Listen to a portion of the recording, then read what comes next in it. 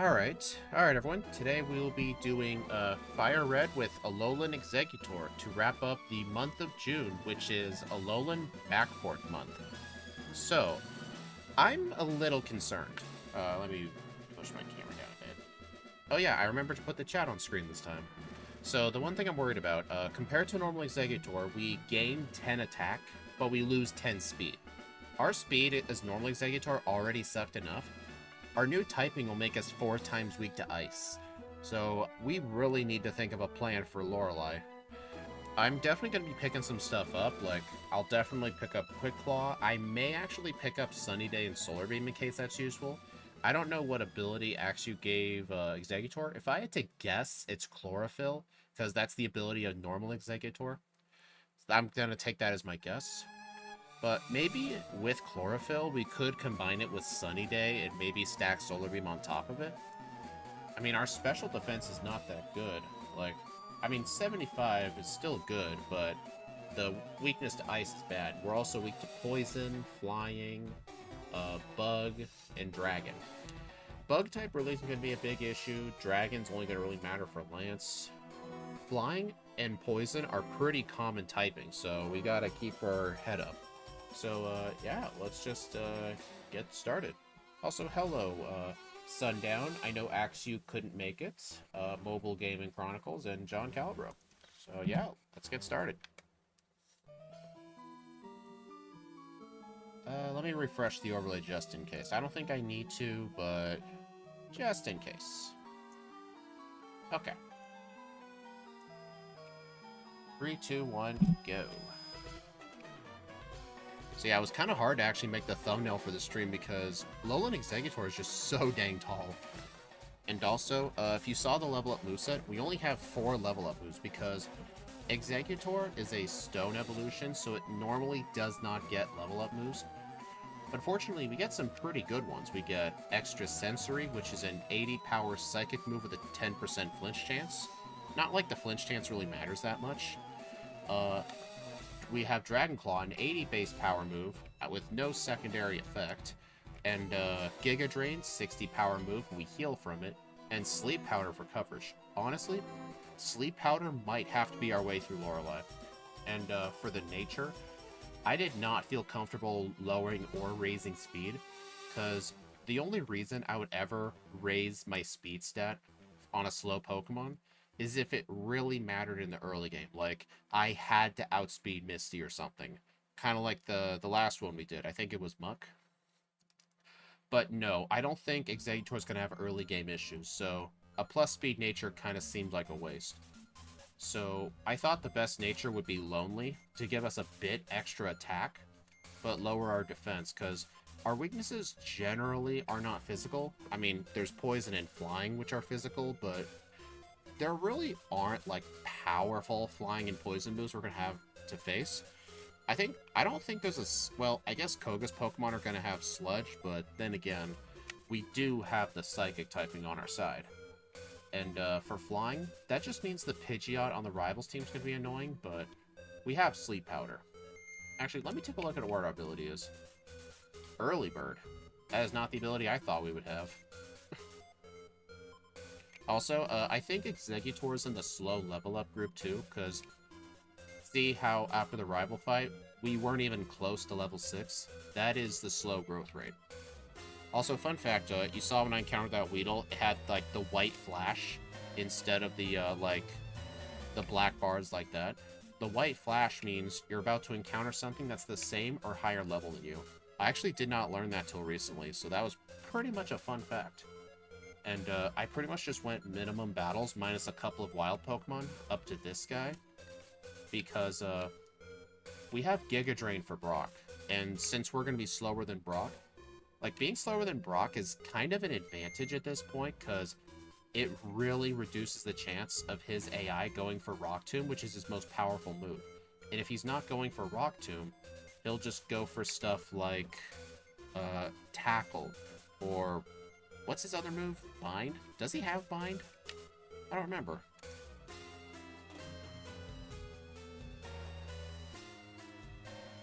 Oh no, it is Bind. Yeah. Oh yeah, we just one-shot Onyx at level 7, so that's quite nice. So, there are some bug types coming up, and that is one of our weaknesses, but none of the early game bug types can even learn a bug move, so I'm not really too worried about that. Alright, so we need to go to the center. We're not going to be learning Rock Tomb. I don't even think we learned it anyway. I'm going to get some potions, some antidotes, paralyze heals, 10 repels. I know 10 repels is definitely too many, but the reason I buy 10 is because I like to just press right on the D-pad to just buy all the vitamins that I can, because I really do not need money like this early on. I'll definitely get money elsewhere. I think I should put Dragon Claw in slot 1. So I just spend the rest of my money on repels. So I keep thinking Extra Sensory is going to be our best move because of our part Psychic typing, but I'm like, wait a minute. That's normal Exeggutor. So yeah, for this thing, dang it. I meant to fight the bug catcher, but whatever. So, but for this thing, our best move is a Stab Dragon Claw. Plus, fun fact about Dragon Claw, in Kanto, it is one of the best neutral hitting moves, at least until the Fairy type is introduced. Because, the only Pokemon that you're going to meet in this playthrough that will resist Dragon are Magnemites and Magnetons. Those are going to be the only things that resist Dragon. And a lot of the Pokemon like Clefairy aren't part Fairy typing yet, so we don't have to worry about that. Will you just look down? Thank you. That girl was taking forever. Alright, gotta get the emergency Persimberry. Also, we do get Bullet Seed. I will pick that up. I don't think I'm going to end up using it, but there is a possibility because Giga Drain only has 5 power points. And who knows, the extra damage could help. I mean, there are some disadvantages with Bullet Seed. The main disadvantage is that it's only got 10 base power. If you compare that to, like, other, like, multi-hit moves like Fury Attack, it's really bad. But the... Oops. But the one advantage of Bullet Seed... Excuse me. It is 100% accurate. It literally cannot miss without a Sand Attack. All the other ones have chances to miss, so it's a really consistent move. I just really hate how, like, this game does, like, a similar thing. Wait. Oh, I forgot to catch Rattata and Pidgey. I looked at the Paris and I just realized that. That's gonna be an issue. Alright, at least I got Sleep Powder. Alright, got the Paris for Cut and Dig. I will have to catch a Pidgey in the grass. Oops. I mean, you may think, like, why not just stick to Red and Blue and just catch the Pidgey and the Paris? Like, the early game, Rattata and Pidgey are just way more consistent to me. Okay, I do need to use a potion. My health is getting dangerously low. I better use another one.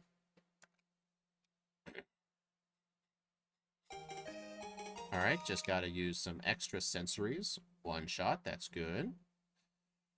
I wonder if I should fight Misty or Rival 2. I feel like Misty might be easier than Rival 2 because Rival 2 is gonna lead with that Pidgeotto.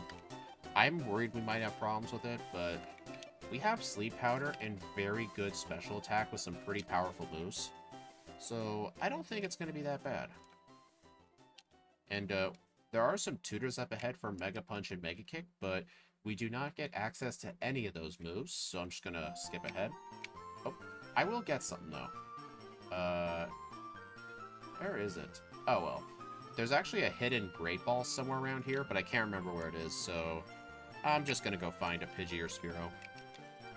There we go, that was quick. So I'm just gonna put it to sleep. Also, in Generation 1, putting something to sleep gave you, like, a flat 25+% increase. So, like, it would go from 5 to 30.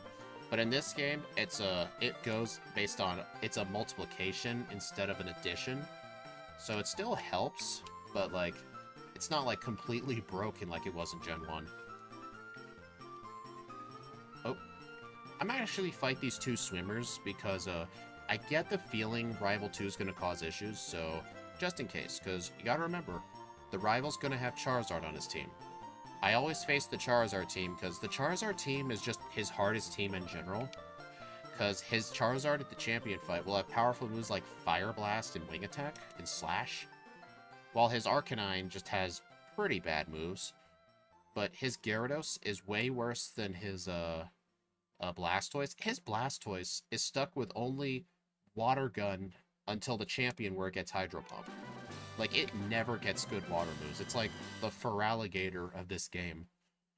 And, I mean, Venusaur can be good, but at the champion fight, the Venusaur's only attacking move, I believe, is Solar Beam. I think its moveset is Sunny Day, Growth, Sleep Powder, and Solar Beam. And besides, Exeggutor is far more threatening in my eyes. Alright, so Misty was pretty easy, but let's see how Rival 2 goes. Alright. Well, okay. Sorry. No, there's no reason to teach Bullet Seed. I'll just equip the Person Berry just because I have nothing else to hold. Level 16. We are over a damage rounding threshold, but I'm not really sure how this is gonna perform. Alright, we do not outspeed the thing, I had a feeling. Okay. It almost one-shot, so I kind of wonder if I should just go for the straight-up offensive sweep. And then maybe I could just Giga Drain on the Rattata, just in case the Pidgeotto decides to attack me. And then this thing... What? Did that thing seriously just use Metal Claw instead of Ember? I wonder if it's because of our It did lower our defense with Tail Whip. The Rattata did, I believe. So I think he realized Metal Claw would do more damage than Ember, so... I guess the only thing we have to worry about is the Pidgeotto, so that's a good sign. Alright, so I'm gonna put Extra Sensory in slot 1 because we're out-leveling a lot of the Nugget Bridge trainers. And I know it's... The main thing that I want from having Extra Sensory in slot 1 is just from the higher power points. Like, whoever gave this thing 30 power points, like, it's just absolutely overkill. Oh, hey, Boss KO.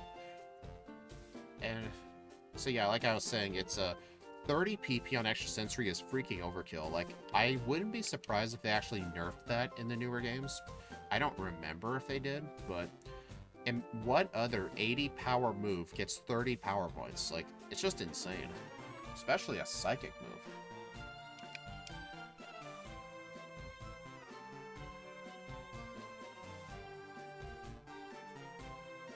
Alright, I'm also, if you guys are noticing that I'm talking way more, I'm trying to develop the skill of talking way more, just whatever comes to my mind, I just need to talk about it. Because some, like, video game musics keep getting copyright claimed on my streams. Like, it's becoming a problem. Like, it's happening to Steve more, it's happening to me more.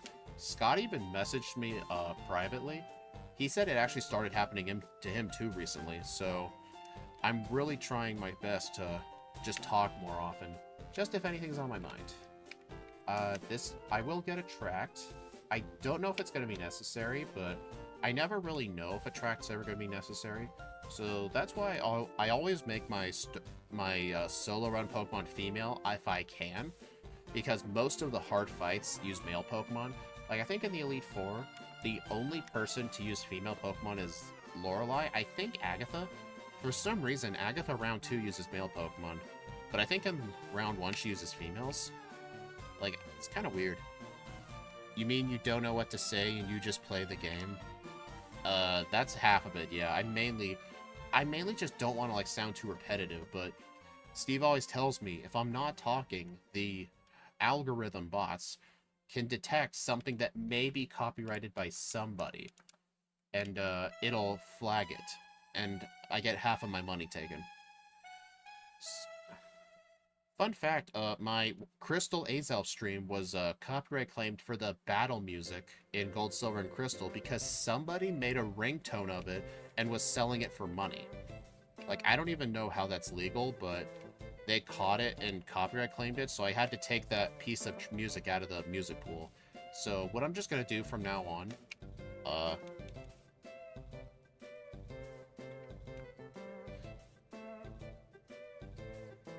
what was I saying? Dang, I lost my track of thought. I know I was talking about the ringtone thing. So yeah, I'm just, from now on, if I get something that's claimed, I'm just gonna take it out of the music pool. Riley killed a random shiny Golbat? Oh my god. I mean, you know what I had to do when I was doing my Nuzlocke? When I found my wild Steelix, you know what I did? I killed his Lucario. That's what you have to do. If you're in a forced double battle and you want to catch something, you need to kill your teammate. That's the only way to get it consistent. I think I had to do the same thing with, what's-her-face? Cheryl. Yeah, you should have done that, yeah. I know a lot of shiny hunters, like, who shiny hunt in those places. That is the first thing they do, is murder their teammate. The worst part is that I could have done that because my Torterra had Earthquake. I don't know, though. Oh, yeah, I guess it would have worked because the Golbat was, like, obviously immune to that stuff. Water. You know what? I'm not gonna need Bullet Seed. So yeah, the only thing I buy here is Super Potions, but honestly, now that I think about it, that might actually be a time waste because I end up having a lot of potions that just don't get used. I'm thinking of delaying my Super Potion buy until the department store. Because it'd be nice if I can cut that trip out. Oh yeah, use a repel in the boat. Good idea. Teammate system's interesting. Well, I don't recommend using Earthquake on people. That's not a good idea.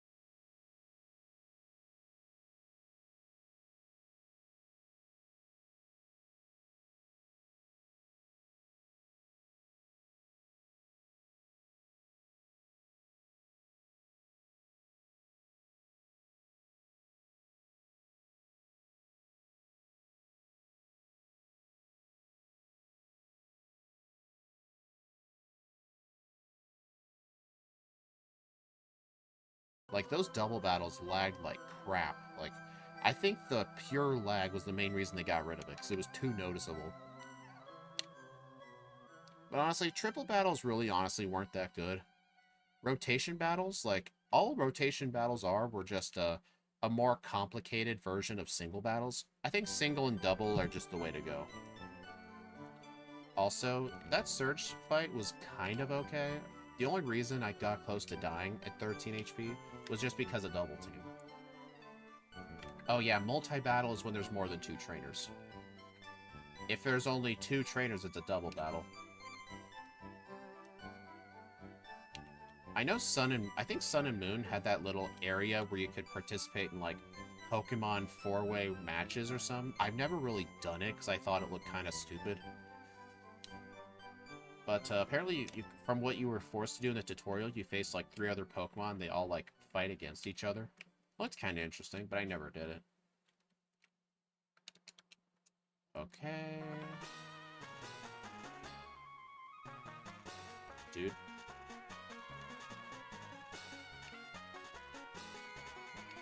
Alright, so... dang it, why wasn't I pressing down? Oh well. So, how is the mid-game going to go? Erica's gonna be just fine. I am a tiny bit worried about Koga. But honestly, I don't think I should be. His Pokemon are pretty slow. Like, if his Pokemon were fast, like, if he had his yellow version team, then I'd be kind of worried. Finally, how no one brings up triple battles introduced in Gen 5. I mean, they were. That was, like, funnily enough, that it was kind of a similar thing with double battles in Ruby and Sapphire. In Ruby and Sapphire, like, you almost never did double battles. Tainted Lions was, like, most people's only double battle, because all the randomly scattered, like, twins and teammate double battles, in Ruby and Sapphire, they actually don't battle you unless you talk to them. But in Emerald, they added a lot more of them. But in terms of a solo running point of view, I really hate that they did that, because there's a lot more forced double battles, but for a casual perspective, I think it was a good idea, because people barely even knew double battles in that game if it weren't for the gym leaders.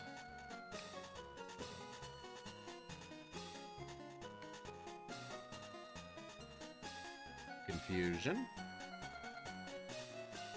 Yeah, every generation does try something different, which is what I like. Oh, I think I missed it. Yeah, I missed it. If I had kept going, I would have encountered some random item. But yeah, I do wish X and Y were better. Like, X and Y had really good potential. I mean, some of the locations looked really nice. And, like, everything just looked good. It's just the... And there were, like, so many Pokemon you could catch. Like, they split their Pokedex into, like, 3 separate parts. Which, honestly, really isn't something nowadays. Because, like, each section was, like, 160. But, like, modern game regional dexes are, like, 400. But the gym leaders, like, needed some work. Like, there's no reason why gyms 3 through 8 have 3 Pokemon. There was no reason for that. Oh. Also, I will actually get the... Should I get the Max Ether? I think I should. Like, it's literally right there, you know?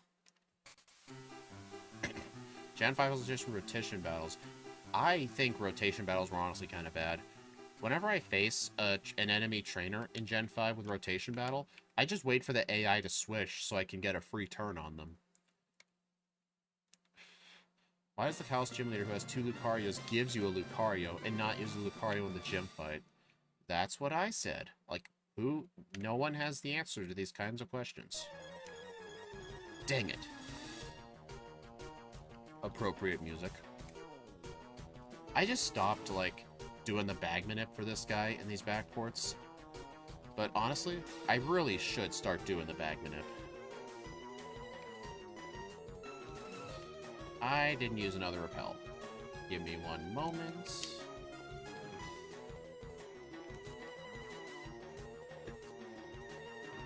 I have the answer. It's just that the game is insert overused Gordon Ramsay quote.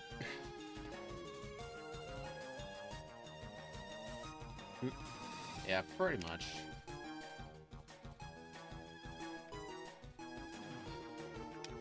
Alright, so here's another question. Should we even get return? Like, I noticed with a lot of these backports, return just isn't that useful. I mean, we start off with some already pretty good moves. I mean, I have a plus attack stats, like, I should use something. You know, I actually am fine with fighting this guy right here. This guy has 2 Grimers and a Muck. This guy actually gives pretty good XP yields. Plus, we are in the slow level up group. Plus, I am still kind of scared about Lorelei, so we'll have to see how it goes. I hate it when I do that. I haven't done that in a while, actually.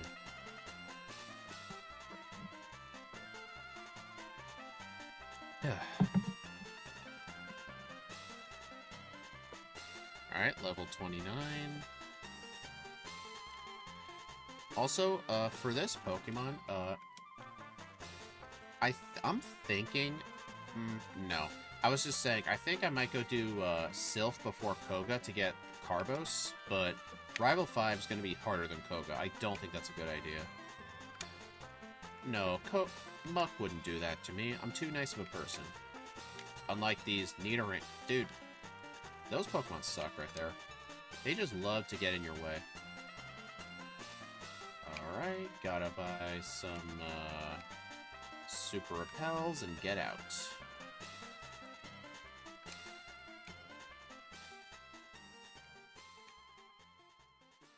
Okay, that was actually some pretty good bike pathing right there.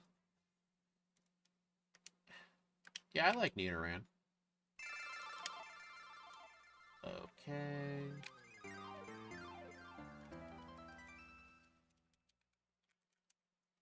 Oh.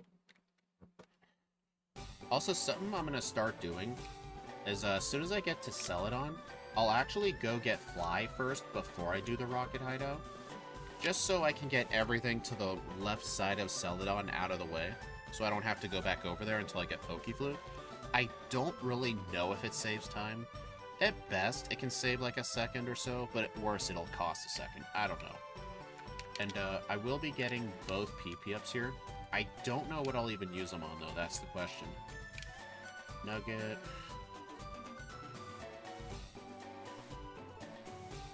We can't learn any dark moves, so I'm not going to pick that up.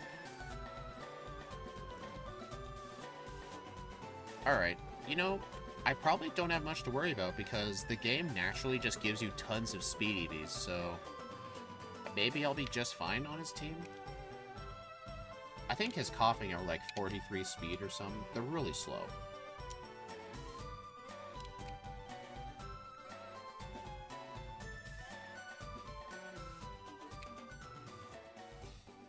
Alright, gotta get the calcium. I will definitely be using it. I'm just gonna wait until next time I open the bag, though. I'm really trying hard to improve not only my overworld pathing, but also my time in menus, because when Steve and I did the crystal randomizers, the randomizer had a built-in feature where it would track the amount of time you spend like in the overworld and battles and menus. Even if I beat Steve by like 12 minutes, his menuing time was still faster than me. But now I've gotten to a point where Steve is actually saying in really good runs, he's just instantly going to lose just because his overworlding is not as good as mine. I know I have to accept my base 45 speed. I know it's hard for me. Calcium. Gen 6 missed opportunity. Next one, alright, but a third version would. Honestly, the third version wouldn't have been needed if the game didn't feel so empty. Like, honestly, Ruby and Sapphire and Diamond and Pearl, did they feel empty? I don't think they did. The game feels like it had a complete story, although both of them really didn't have a post-game that much. Well, Diamond and Pearl did have a good post-game. Like, it had, like, the huge area for you to explore. Like, if the game actually felt complete, like, people wanted a third version because the first version felt incomplete. I wonder if I should have done Erica first. Oh, well. Honestly, like, people just hate on Ultra Sun and Ultra Moon because it was 95% the same game. Like, the post-game stuff could have just been DLC. Like, charge like 15 bucks for like the DLC that just has rainbow rockets, and then people would have bought it. Oh boy. I'm not gonna outspeed that. I deserve this. How much damage was I taking? Okay, so yeah, that was 100% my fault. So, I'll need to use a super potion, save, reset. Aura seemed pretty neat, though. Now, honestly, in my opinion, the Delta episode was way better than what they had for Emerald. Because honestly, even in Emerald, Rayquaza didn't really have a complete story with it. It was just like, oh hey, go to this tower, you'll find Rayquaza, it just goes stop the fight and leaves. But like the Delta episode part of the Hoenn remix, like they gave like Rayquaza like an actual story, and they made like a whole tribe that like prays to Rayquaza. Like, I felt like Oras had a way better story than Emerald did. In fact, Smith Plays Pokemon, the guy who's, I guess he's currently working on Emerald Legacy. I saw this in my recommended. I don't really watch his stuff. He actually just released a video called Emerald is Way Worse Than I Thought.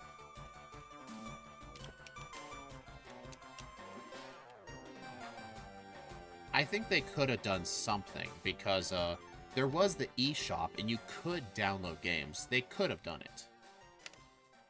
Gen 4 had a bad dex, broken AI, and slow until... You remember Gen 4 differently. Platinum didn't fix all of that stuff. It improved the dex, it did fix the AI, but the game still ran like shit. Like, the people think it ran better because of the faster surfing, but that's just like some of it. But the game still ran at like 30 FPS. Like, when they ported to the DS, the game started running at 30 frames a second. I think Gen 5, though, actually now runs at 60 FPS. But Gen 3 ran at Gen 1 through 3 ran at 60 FPS. Oh, they did? Okay. Well, I knew Gen 4 did. Don't know about Gen 5. I mean, the newer games, it's probably still 30. Most likely.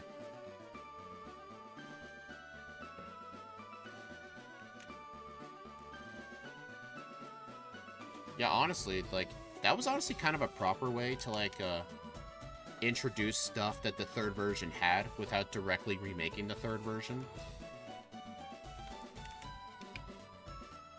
I mean, that does make sense.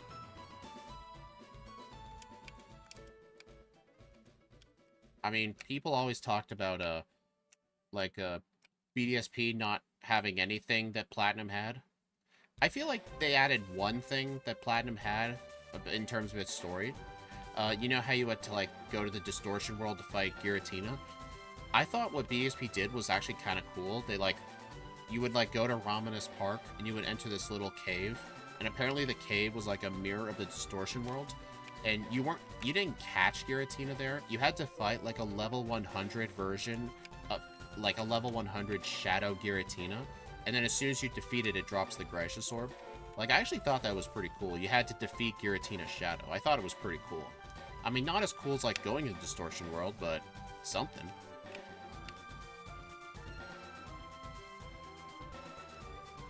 Yeah. Platinum may not run as well, but at least it's infinitely better than Scarlet and Violet. True. It did run better than Scarlet and Violet, yeah.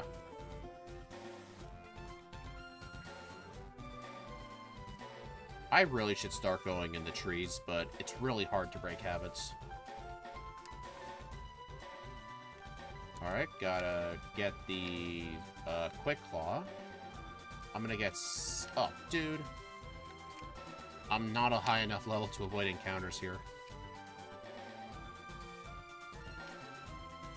Dude.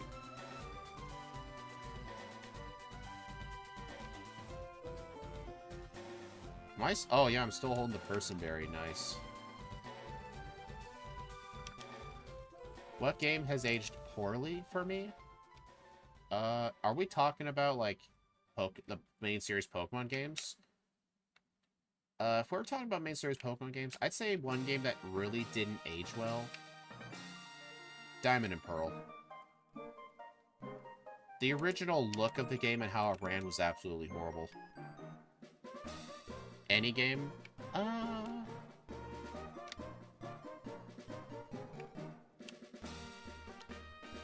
don't know about that, honestly. Because I might be blinded by nostalgia. Because a lot of people say, like, any game from the N64 library aged poorly.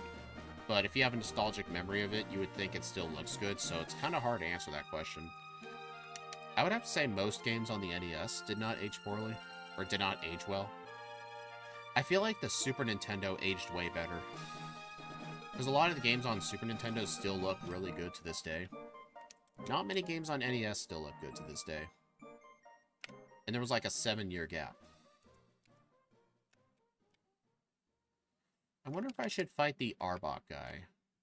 You know what? I think I should.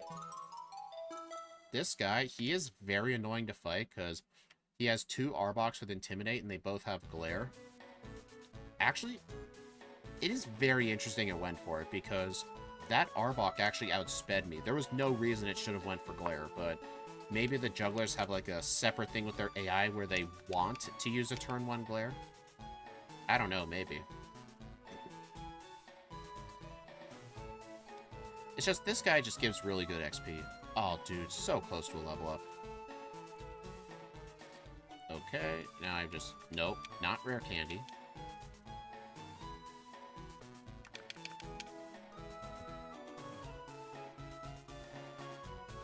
Yeah, the Sonic games still look good. Alright, so yeah, I had nothing to worry about with Koga. But wait, what's the speed of his... I care about the wheezing. I think it's like... If I had to remember, it's like in the 50s. Okay, I should have... Oh, God, that hurt. Hey, got a crit. Nice.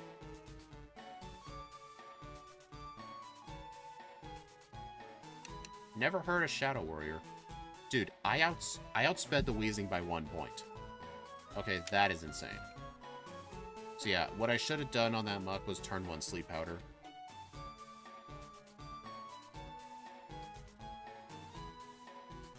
So yeah, in the next run, I'll just need to make sure I get... You've got to be kidding.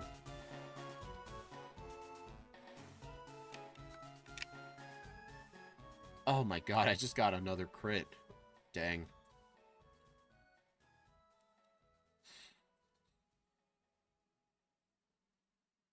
$16 butt. Alright, so if I come here at full health, I can survive a sludge. So I basically have to put the muck to sleep and hope it doesn't wake up as I knock it out over 2 turns. Potentially 3 turns.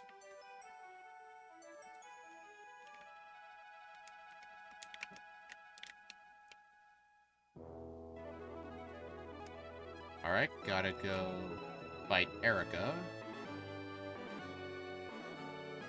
Let me go ahead and use a potion.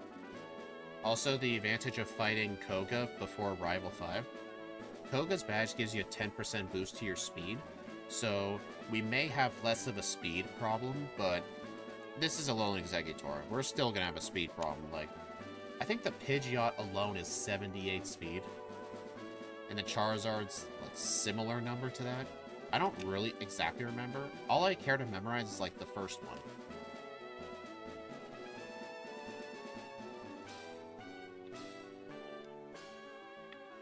Honestly, what I'm going to do in the next run, this will definitely mess up my splits, but I really want to fight Erica before Rival 5, just because there's literally nothing to threat from her. So I think I want to do Erica 4th, then Koga 5th. Blood. Never heard of blood. Alright, so now I just gotta fly out here, go bike to Saffron. I will go get Psychic.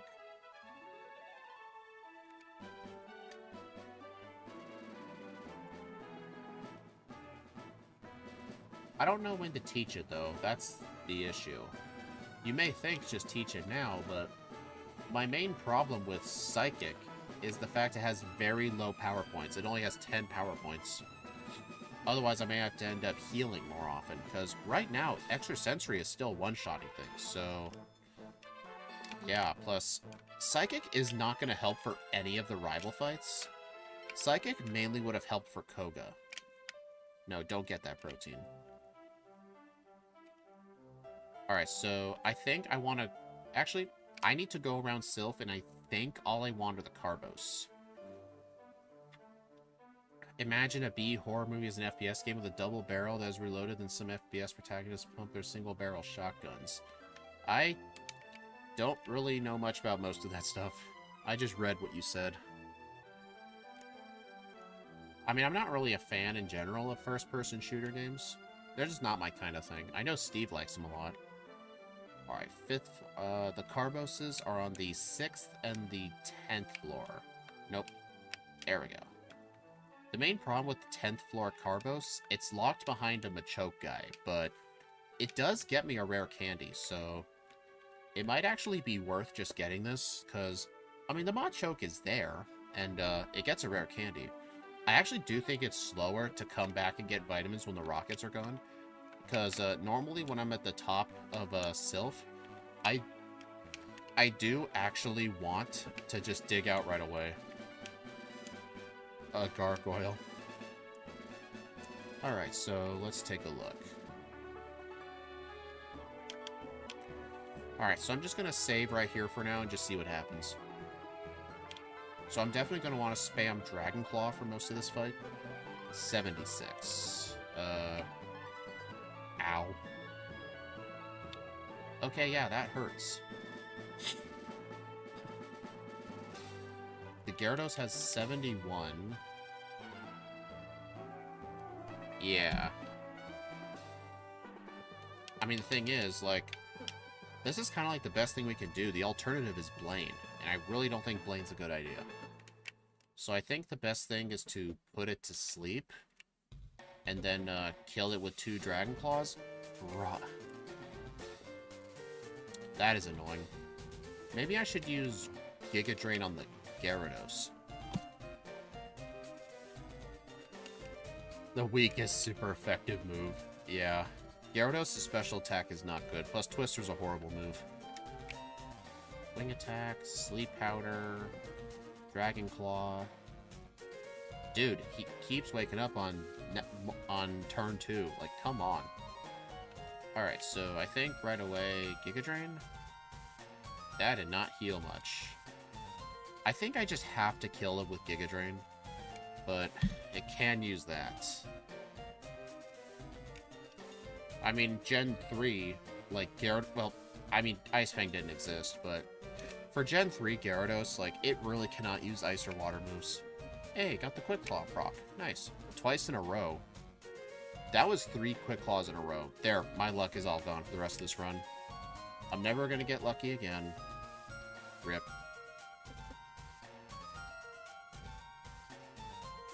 Dude, this guy still kills me. Alright, I need training.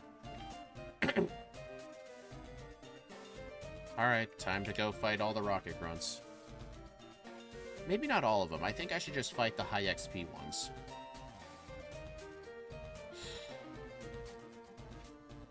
Yeah, I do agree with that.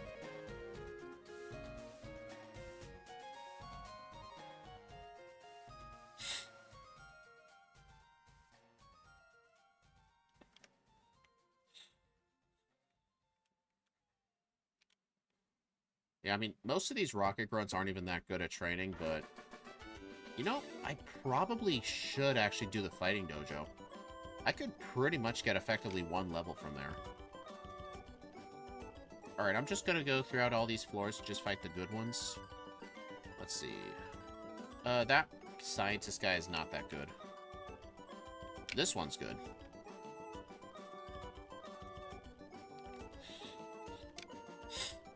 Alright, so then I think I'll go to the 7th floor and go defeat the Hypno guy.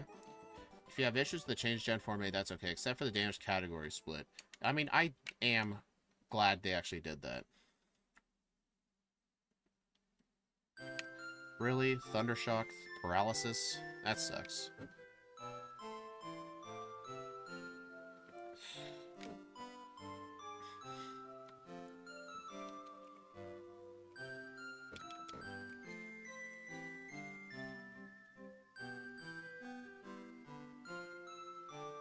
I actually wonder if I should have gotten Return. I mean, honestly, I don't even know. Iron.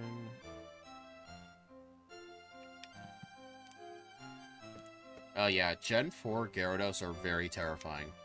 Like, in my Nuzlocke, Gyarados killed so many of my teammates. Like, it's not even funny. Just how many times I died. Like, especially to Ace Trainer Dennis. His Gyarados killed 3 of my Pokemon. Like, it was awful.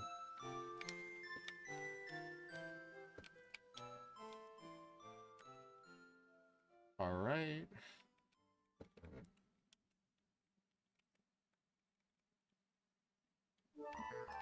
Alright, I'm gonna fight this guy last.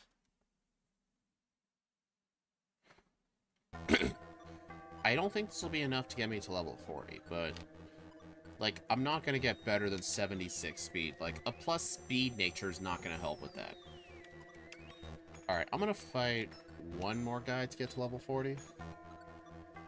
I think in the next run, I may have to fight extra trainers in Koga and Erica's gym. That might end up having to be the right answer.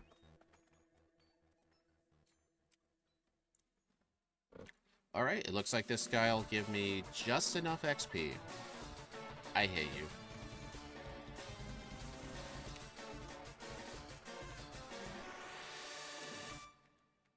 No, I refuse to go in with HP, with, like, 1 XP away from level up. Like, I refuse. How many experience points is that? Like, I really want to know. 6.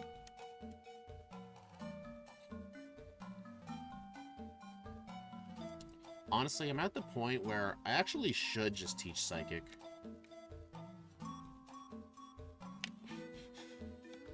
Maybe. 6 doubloons. You know what? Yeah, I'm getting rid of the extrasensory for Psychic.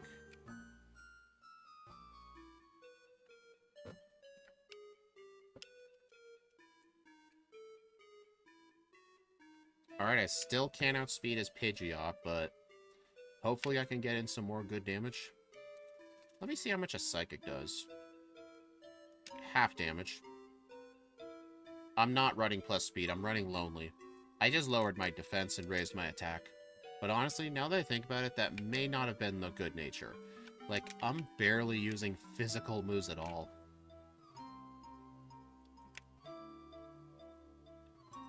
But we'll see. Okay, this guy is becoming an issue.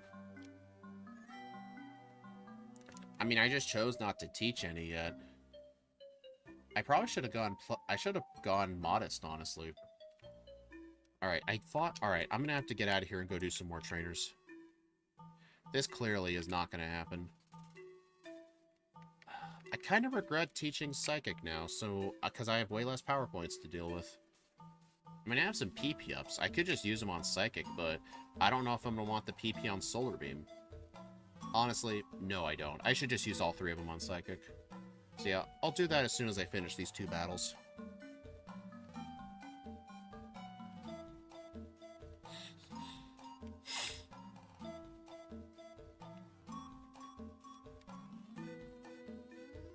You know, if I wanted to, this thing can actually learn Thief. I could actually steal a black belt off one of these guys. But I probably shouldn't. Alright, I'm just gonna use these vitamins I picked up.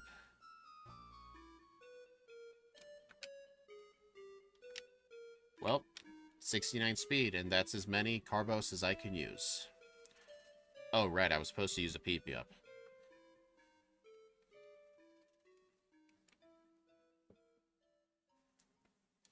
Yeah, I should go do that. Even though I am the king of forgetting stuff. Honestly, I blame Axu not being here. He usually reminds me of things. That's like his unofficial duty, being my Google reminder. Alright, I need to use PP ups on Psychic. Are the trainers engaging you separately because you have one Pokemon? No, they're not a double battle. Both of their sights of vision, like at the very middle, they overlap each other, so as soon as you defeat one of them, the other one immediately sees you. They did that on purpose. Fun fact, in this game, the only trainers that are double battles are the ones that are specifically double battles. Like, it's not the same as in, like, Ruby, Sapphire, and Emerald, where, like, if 2 trainers see you, it's a double battle. I think Emerald had that feature, but... You know what? I'm gonna go get that other rare candy while I'm at it.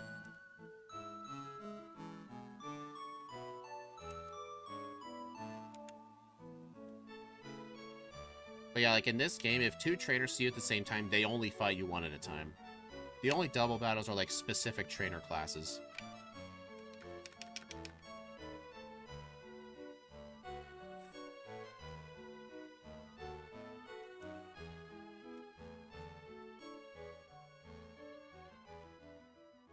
There we go.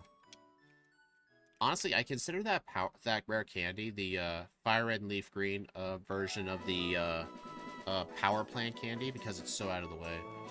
Honestly, what am I gonna do? I'm like 6 speed away from like... I think if I outspeed the Pidgeot, things will be more consistent.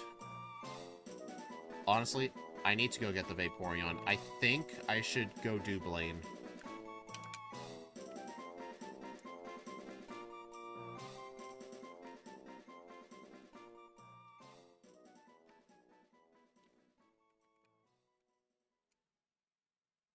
I mean, I know Steve and other people will just, like, get a good rod for the Goldeen, but honestly, I don't really like doing that. Because I don't like relying on, like, catching things.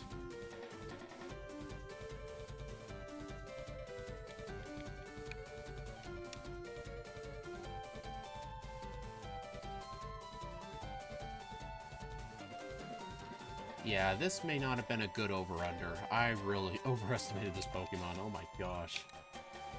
I mean, as Steve always says, whatever my over-unders are, just vote over. Well, actually, Exeggutor can learn... Let me actually go to the rooftop.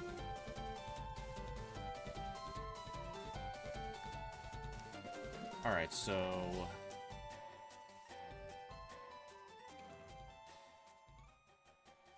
The Exeggutor can learn Light Screen and Reflect.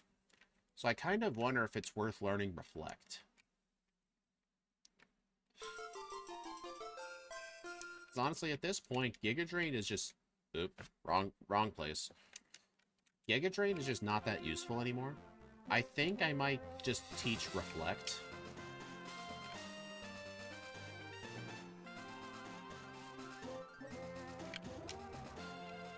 Alright, so I'm just gonna open my bag, get Reflect.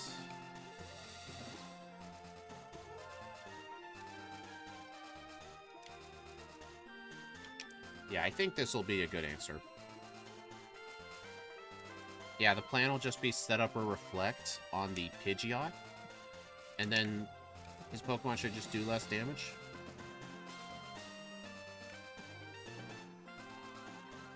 I mean, I've got more health going into the Gyarados than last time. Alright, so put it to sleep. Psychic. Yeah, I don't think this is gonna work.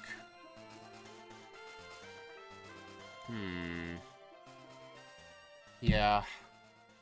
I mean, I'm not gonna rewind that and get Giga Drain back, because I'm really not using Giga Drain much. I think the best answer is to just go to Cinnabar. Because there are extra trainers I can do, plus, even though I'm a grass type, I only take neutral damage from fire attacks, so Blaine might not actually be that bad. We'll see. Actually, I'm gonna fight this guy first. This is the Ike the Killer Fisherman. It's because he discovered this guy. Totally nobody else. But this guy, he has 3 Sea Kings and a Goldeen.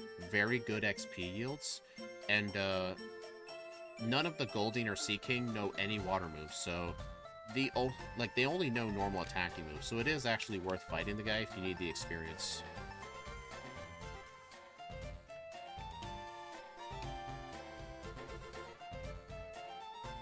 Alright. Gotta go get the Braden Rare Candy.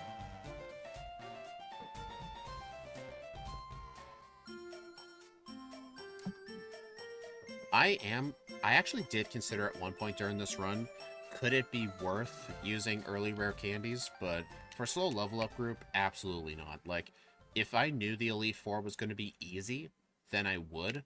But I'm still very terrified of Lorelei. I still have no idea what my plan is for her.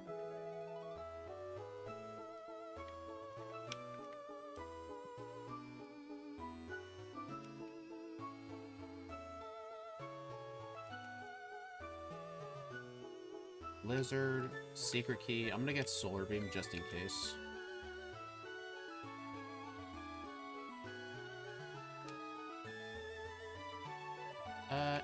I don't think I need to heal here, but just in case.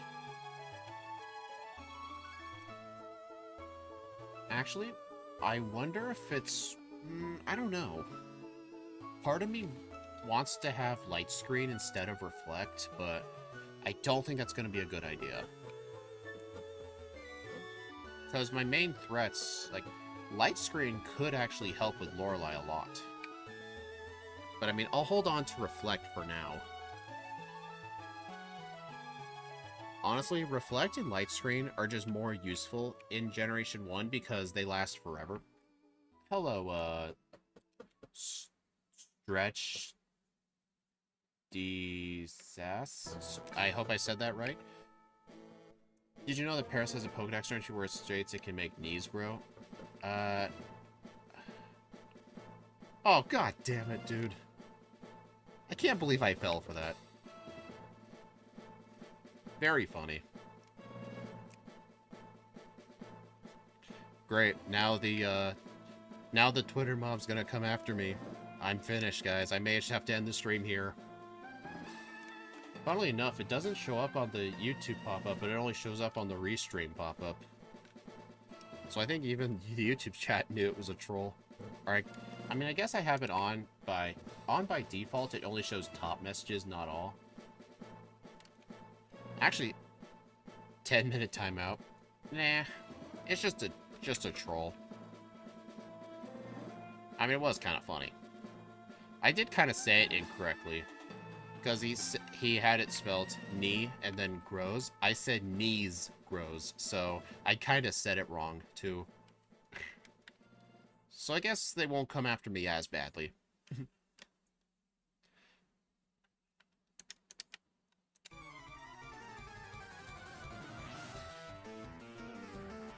Alright, so honestly, fighting these trainers here really wasn't that bad. Who knows, Blaine, funnily enough, Blaine might actually be easier than Rival 5. Like, that is a rare statement from a part grass type. Okay, so gotta use a potion. Should I use Reflect? I don't think so. No, I think he's mainly gonna try Fire Blast. Okay, that was just a crit. At least I outspeed his first two Pokemon. You know what? I think if he Hyper Potions, I will set up a Reflect. I really should have more Dragon Claws for this fight, honestly. Ow. Come on, that is just not fair. I wanted to know how much that actually would do. Alright, got the Quick Claw proc. Darn. Dude, I wanted to know, like, how good that would have been. Honestly, is Reflect gonna help at any point? I don't think so. I think Light Reflect might have been a mistake. I think Light Screen might actually be the better play. Because, I can use it for Blaine, I could use it for Lorelei, I could use it for Lance. I think Lance, yeah. Or maybe I could have both, but if I have both, then I'm gonna have to get rid of either Sleep Powder, Dragon Claw, or Psychic. I really don't want to get rid of either one, but to be honest, just because of how slow I am, Sleep Powder really hasn't come in useful too many times. Yeah, the defense-lowering nature may not have been the right call, yeah. I think Modest will be the better nature, because I should have just raised my special attack, not my physical attack. That was not a good idea. You know what? I think...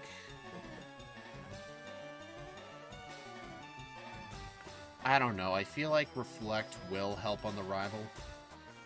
I'm gonna hold off on teaching it. Also, I just realized, let me use a Max Ether really quick. How come Reflect has 20 PP, but Light Screen has 30?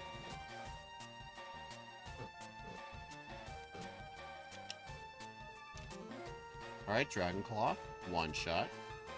Ponyta, one shot. Alright, let's see how much... Okay, it went for Stomp. I want to know how much a Fire Blast will actually do. Okay, that is terrifying. Alright, I only won that because of a Quick Claw proc. Am I fine, though, with those odds? I mean, I need the Quick Claw proc on either Rapidash or Arcanine, because they are both 2 hits on both Rapidash and Arcanine, Dragon Claw.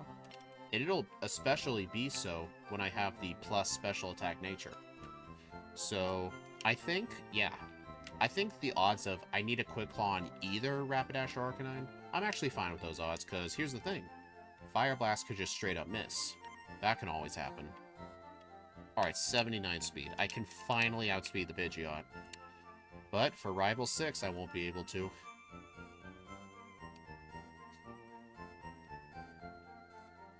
Alright, so put it to sleep. Dude. Put it to sleep. Dragon Claw. I should have just used Dragon Claw, honestly. Hearing plus special attack and Dragon Claw in the same sentence feels so wrong. It kind of does, yeah. Charizard. Alright, this thing I need to put to sleep. Actually, it may not be worth putting it to sleep, honestly. His moves do not do much damage. Have to go? Thank you for stopping by, John. Have a good rest of your evening. Or I guess morning. Oh, you get... Yeah, this right here. That would have helped with the plus special attack nature. That maybe could have helped too. I should have also used some calciums. Sleep.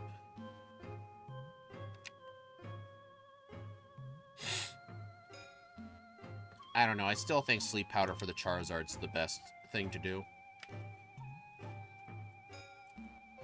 Oh no, not Future Sight.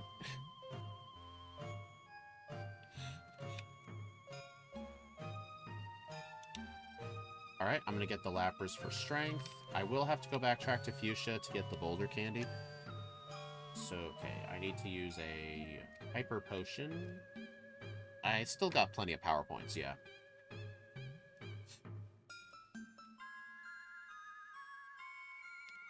Actually, I think I could use Reflect on Giovanni's team, but here's the thing.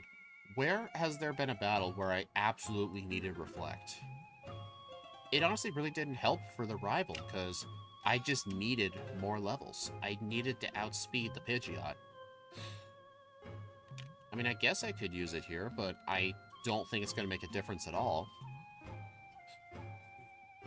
I mean, I do see Light Screen helping at Lorelei. Like, I could put the Dewgong to sleep, and then I'll use an attack to get its health low, and then I will use Light Screen, so that way her ice moves will do far less damage. Or the alternative strat I can think of is Sunny Day. But then again, that would only weaken the water moves, and I double resist water, so that's not really a good idea. No. I'm just so used to Dig taking me outside of Pokemon Center.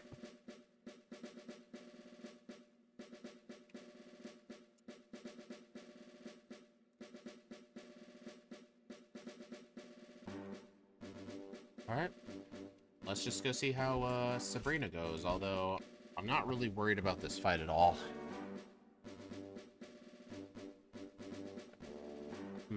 Do we get any type boosting items? Twisted Spoon is only held by Wild Kadabra. Dragon Fang.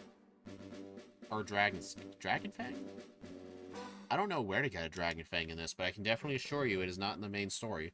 I can't think of a single wild Pokemon that'll hold Dragon Fangs. Sunny Day also doesn't weaken ice moves. Did I seriously live at 1 HP? Did anyone see what that move was that hit me? That must have been a critical hit.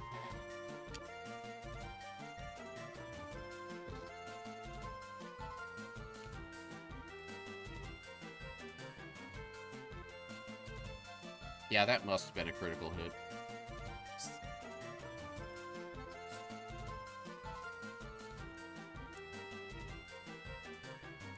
Oh, I also need to go get the Boulder Candy. Alright, since Lorelei is still coming up, I think I should fight all the cool trainers here. And we are about to pass the over-under. I seriously thought this was going to do better than this. Yeah, and Gen 2 was Dragon... Yeah, I did know about that glitch, yeah. They literally mixed up the property tables. So the Dragon Fang is an absolutely useless item. Does nothing. It was a crit? Yeah, there was no reason it should have done that much damage.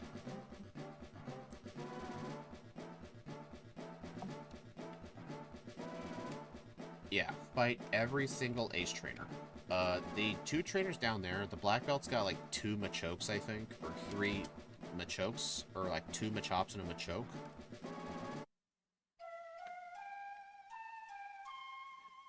I know, but like under normal circumstances, that should not have done that much.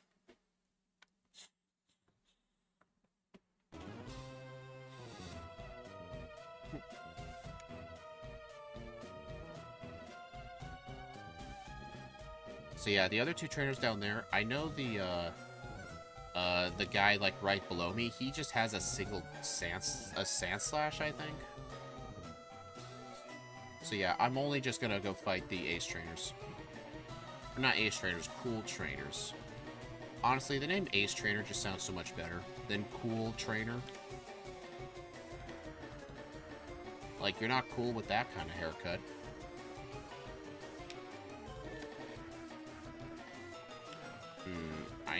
Alright. Elixir.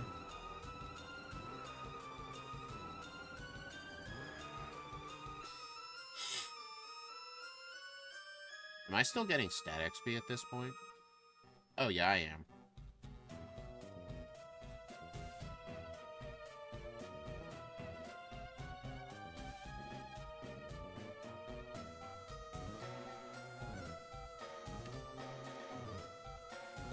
Alright. Save the game just in case. Honestly, I think his whole team is just going to be a series of one-shots. Like, Rhyhorn, one-shot with Dragon Claw.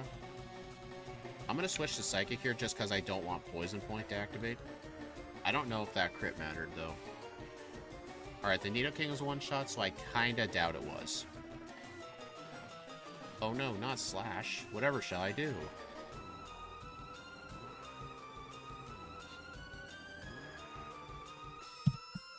So yeah, my early splits, I'm definitely going to be losing time because I'm going to have to do extra early game trainers, but in the late game, I'll definitely save time. Also, I may actually fight trainers in the Victory Road, because I do think it's going to be necessary. I think it'll be consistent as long as I outspeed Lorelai's Dewgong. I'm pausing right here. I'm going to take a look at my spreadsheet. I'm going to see what speed that Dewgong has. It's got 93 speed. So, honestly, I think if I use my rare candies before Lorelei, I should guarantee outspeed her Dewgong. But here's the thing, like, there are other things I might want to outspeed. May as well use Reflect. I'll have to take a look at the spreadsheet, too, after this fight. Just because I want to see, like, are there any other bad foes I may want to outspeed that I at least have a chance to outspeed? Like obviously, I'm never going to outspeed the champion's Charizard. Like, that's just not going to happen. And that's a reset. You know what? I may as well just look. Let's see. Alright. The Jinx has 110 speed. But, I mean, we're definitely not going to get past that. Bruno... Dude, some of the Pokemon in the league are just so fast. The champion's Pidgeot is 130. So, it's just not. It's not going to outspeed.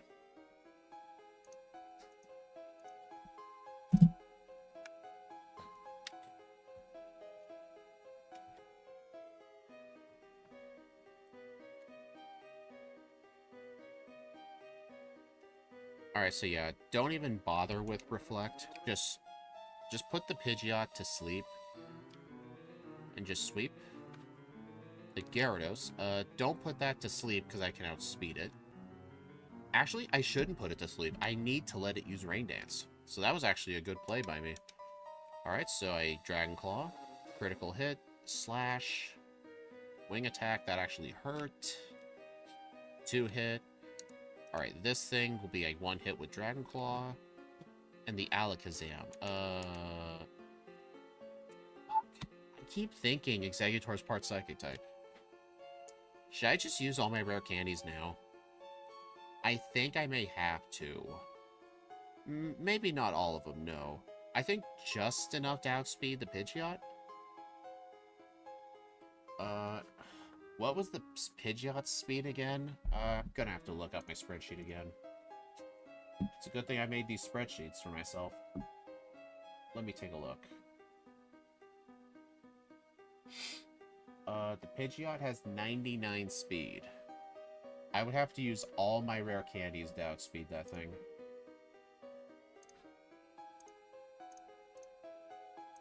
That's actually... Oh, dang it, dude. Okay. I did not mean to use that. Honestly, I think I may have to.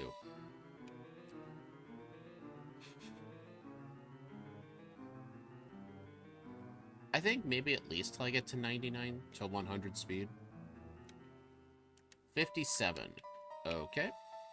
So I'm going to go in at level 57. And then I'll save the rest of my rare candies for later. Oh, it almost one-shot, so plus a modest nature will definitely be the play for the next run. Alright, leave the Gyarados awake so it can use Rain Dance potentially. Alright, Sleep Powder. Dude, I miss Sleep Powder so much.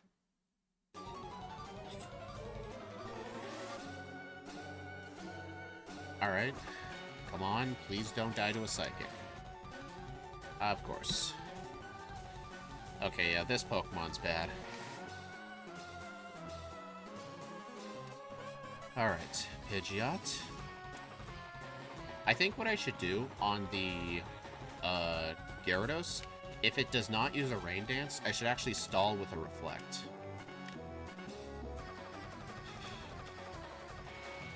Okay.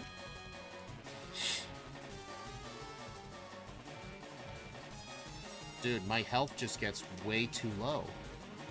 Like, at this point, I have to just win with a Quick Claw proc. Like, I really don't want to do that strat. This is kind of tough to figure out, honestly. I'm just getting knocked out consistently. Even though I use 7 rare candies. Alright, I may just have to use the rest of level 60.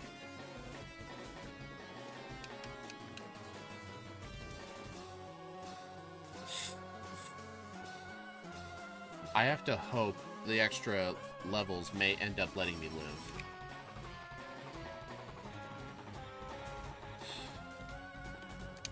Alright, Dragon Claw, Rain Dance, Psychic. So, I do think it's worth using Sleep Powder turn 1 on the Charizard. Just to avoid extra damage. Okay, so it looks like this should be a guaranteed win. Unless, like, Psychic crits, of course. You jerk.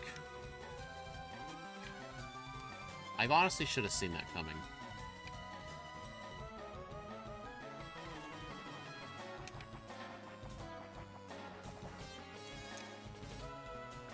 It's really interesting. I guess he detected that Psychic would not be,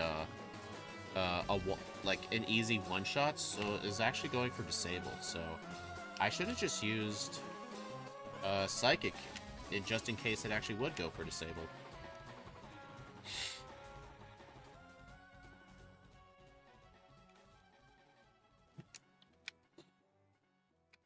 Should I still fight extra trainers in the league? Oops. I mean, there are some ace trainers in the league with very, very good XP amounts.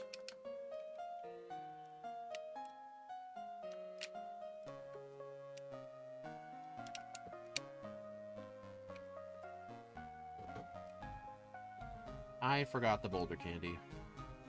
Oh well, I'm just gonna not go. I'm not going back for it. What level am I? 60.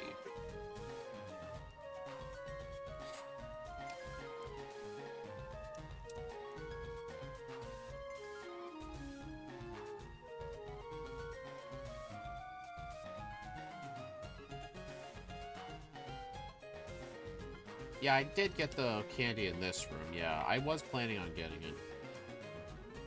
But actually, I think for the first playthrough, I actually should go get that rare candy.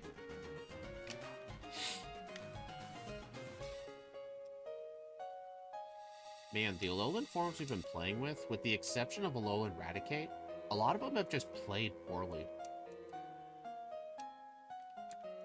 I hope the Galarian forms for July will do better.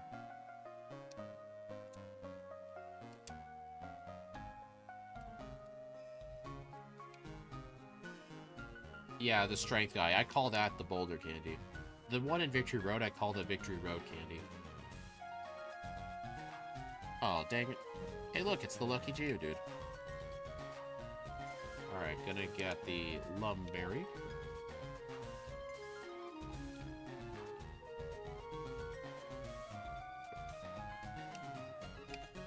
Alright, I don't plan on using Substitute or Setup strats. Mainly because I don't have a setup move, so I'm not going to bother depositing.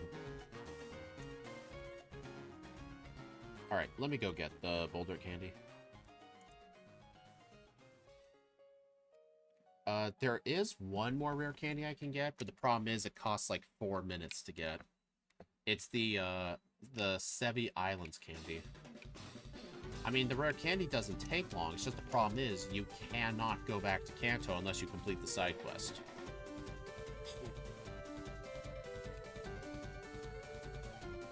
Alright, Lorelei, let's see what you got. I may need to end up teaching Giga Drain or Solar Beam at some point, but we'll see.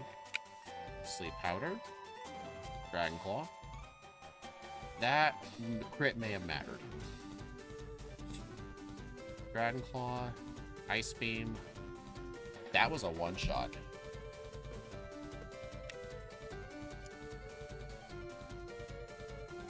I mean, I could Blackout grind, yeah, but I don't really like Blackout grinding in the league. Just because,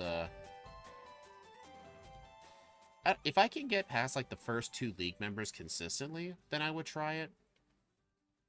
But then again, Blackout grinding is still slow compared to, like, efficient rare candy usage.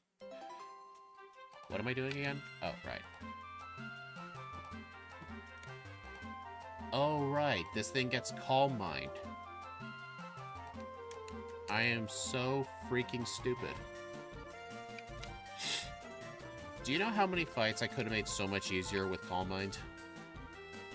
Man, I am really suffering bad without Axew being here. Oh my gosh. I completely forgot I even learned this move. Honestly, it only really would have helped for Rival 6, because I had to do Blaine before Rival 5. It would have helped make Rival 6 easier. Oh, reset.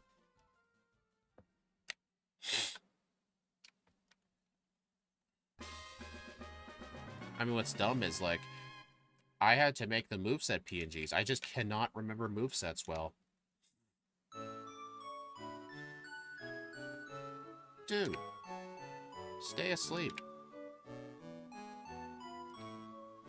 Honestly, I actually may teach over Psychic. Psychic, it really is not that useful for the league, especially since we don't get stabbed from it. I'm gonna reteach Giga Drain. So yeah, honestly, I should have just used my PP ups on Giga Drain. That would have actually been the better play. Like, Calm Mind's Giga Drain is such a good strat for Lorelei because you're just consistently being kept healed.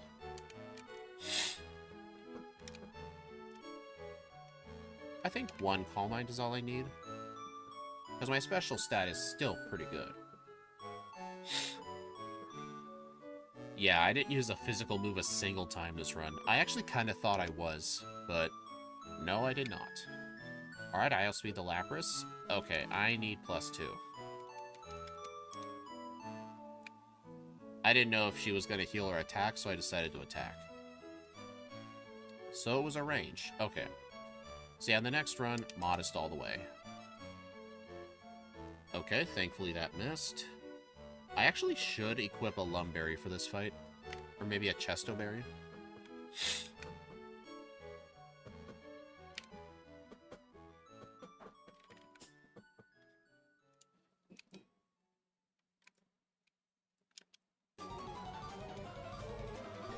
So yeah, honestly, Lorelei wasn't that bad. As little as a minus speed nature would make, there's not a point when our attack has actually been useless.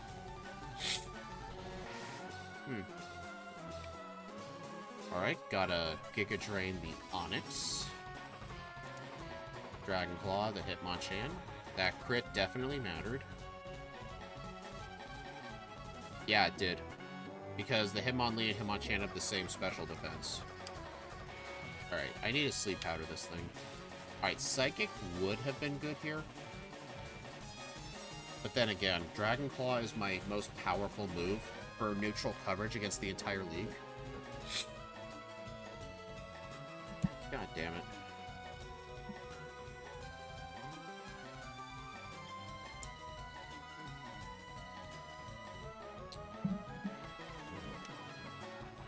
Alright, I think I should just Sleep Powder Calm Mind once.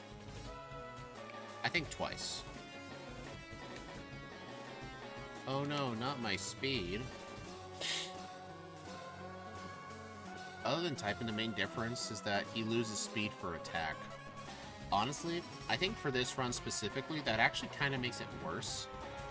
I think Grass Psychic was a way better typing than Grass Dragon.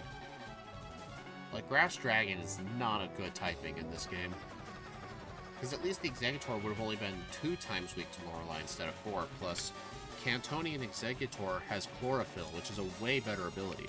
I could combine, like, Sunny Day and Solar Beam, and that would effectively cancel out my, my stat deficits.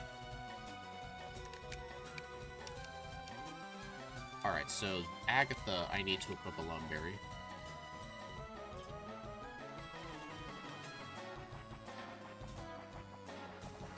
If Trick Room was in this game, I still wouldn't use it.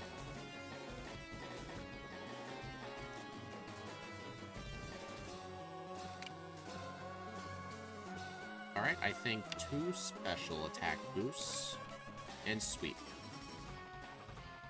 Honestly, I don't know if I should have bothered putting it to sleep, because it's just going to infinitely spam double team anyway. Okay, that hurt. Oh, the thing outspeeds me by 3 points. Dude. That sucks. Dragon Claw? Lumberry, okay.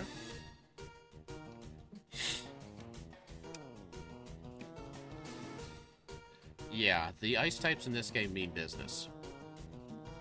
Alright. Dude. Uh-oh. Yeah, the Haunter's only attacking move is Dream Eater. So yeah, this is still a luck-dependent fight, but I think it's okay with a Lumberry.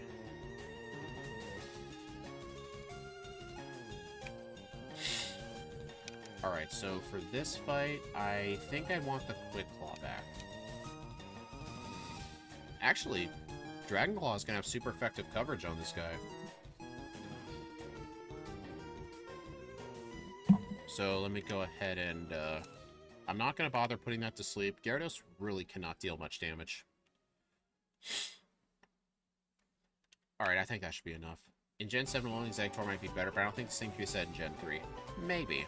But I'm talking about this game specifically. I mentioned this thing sucking, but, like, this thing didn't even exist in Gen 3, so I really shouldn't be surprised. Alright, do I outspeed the Dragonite? I do. Alright, that was pretty good. Alright, use the rest of my 2 rare candies to 65.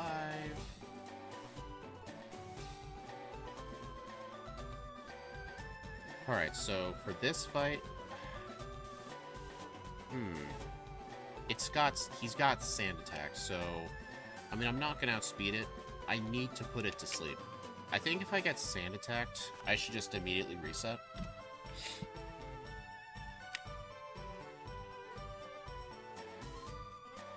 Yeah, it's just so dumb that it loses Sand Attack at Rival 5 and Rival 6, but it gets it back.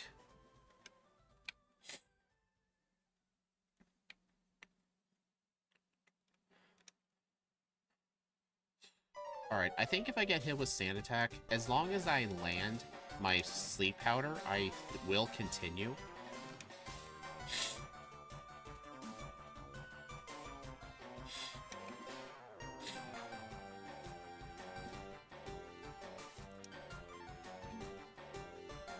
Huh, it actually went for Aerial Ace because it detected Flamethrower wouldn't have been the best move. Or Fire Blast, right? Psychic does like 40 damage, that's good. Exeggutor, I outspeed the Exeggutor. Alright, this guy, Giga Drain.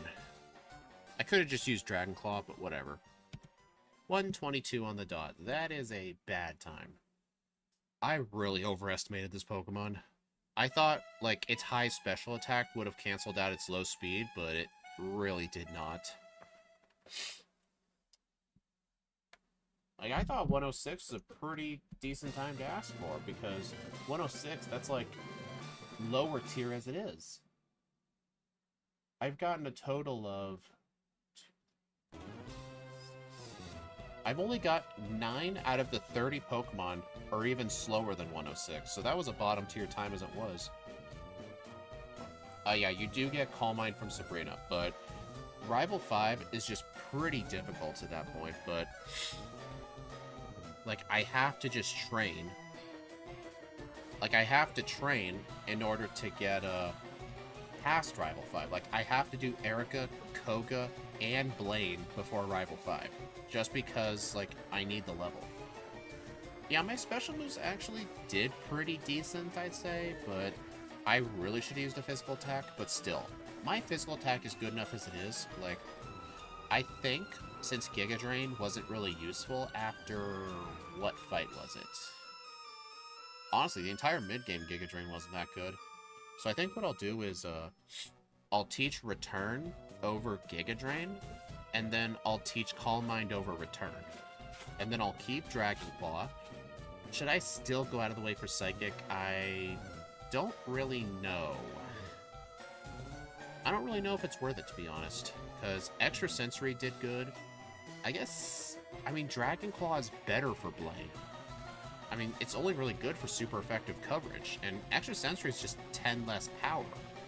Honestly, I don't think it is worth it. I might actually skip Psychic in the next run, so... Extrasensory, Dragon Claw, and Sleep Powder will remain on the moveset, and then Giga Drain will be Return, and then Return's going to Calm Mind. I think that's the best strat.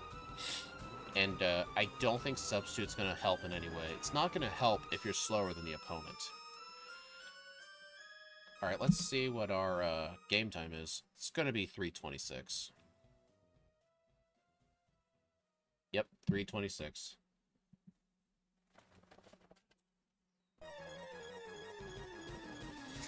I don't know either, but I know the rerun... I know that Return or Shadow Ball should take more... should be more than enough Sabrina. That's true, but the problem is Shadow Ball's in the game corner for 3,500 points, so that's not going to be a good idea, so it'll just be Return. Alright, and since I'll be changing my nature, I do need to make a new save, because I originally had a save state. Actually, no, I didn't have a save state, so never mind.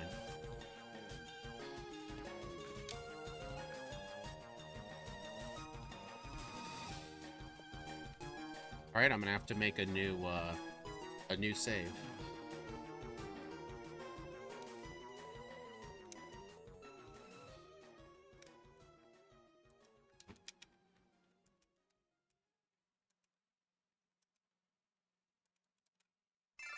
So yeah, Return and Light Screen did not help in this run at all, so I will skip those both in the next run. And for vitamins, I think I still need to get Carbos.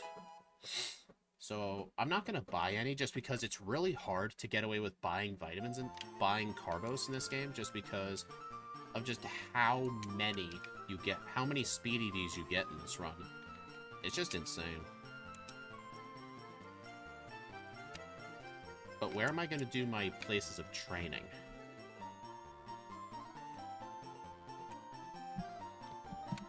Honestly, my pieces of training, I'm going to stick to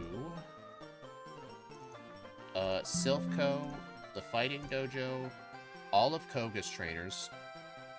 Yeah, all of Koga, and most of Erica's trainers. Some of Erica's trainers are pretty bad training, but I still think it might be necessary. And then I'll use all my rare candies before Rival 6. Alright, so I need to go Modest. Perfect stats, because I don't use Hidden Power, because it's from Pickup, which is banned. Gotta set the Trash Can puzzle. Exceptional actually taught me this. Inside of Pigay Hex for event flags and Firered Leaf Green, there actually is a way to set the flag for the gym puzzle to be solved in Vermilion. And before you ask, I did look at this for Heart Gold Soul Silver.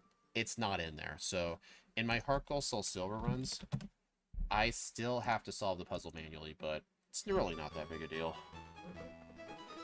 The Versus Seeker is available, yes. I can get it whenever I want, but I only really get that for Pokemon where the amount...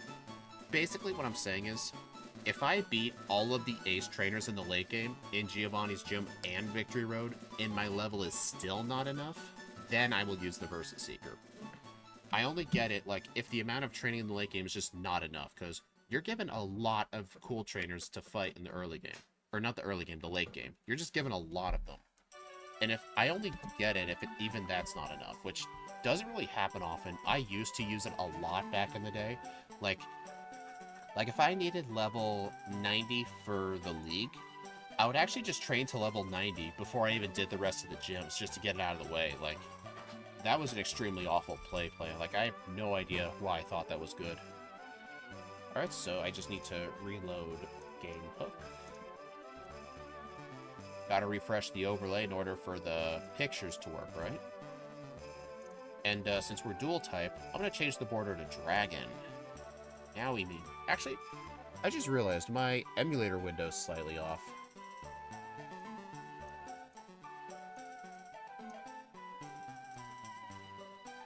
There we go, that looks better. Also, the Versus Seeker step, it says 0. It doesn't go up to 100 unless I actually get the Versus Seeker. Alright, I need to set a more realistic over-under this time.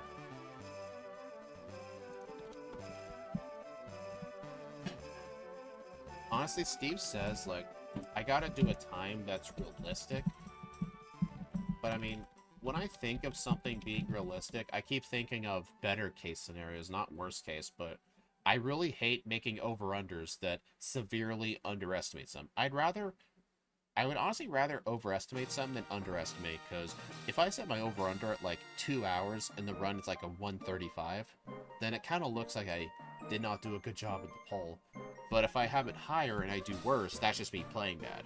So, and I do think I played bad this run. Alright, I'm going to set the under at 115, I'd say. That seems more appropriate. That only has me saving 7 minutes. I do think I can save 7 minutes.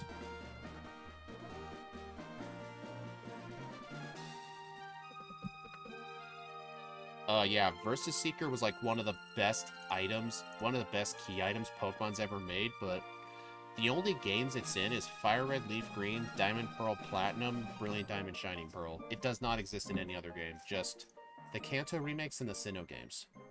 Which kind of upsets me. It's a really, really good item to just rematch trainers whenever you want. It was awesome. Wish they kept it. Okay, so I'll do all that training, and then when I get the PP ups, use them all on Dragonclaw. Alright. Go.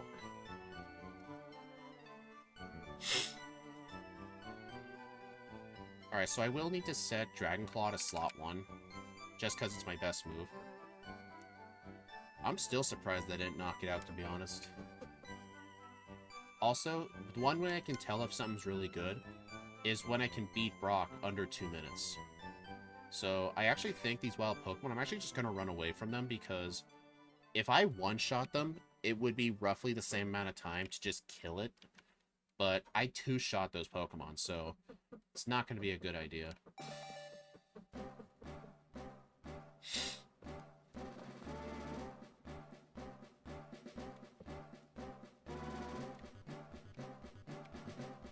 Hey, I actually avoided encounters on the way back. Nice.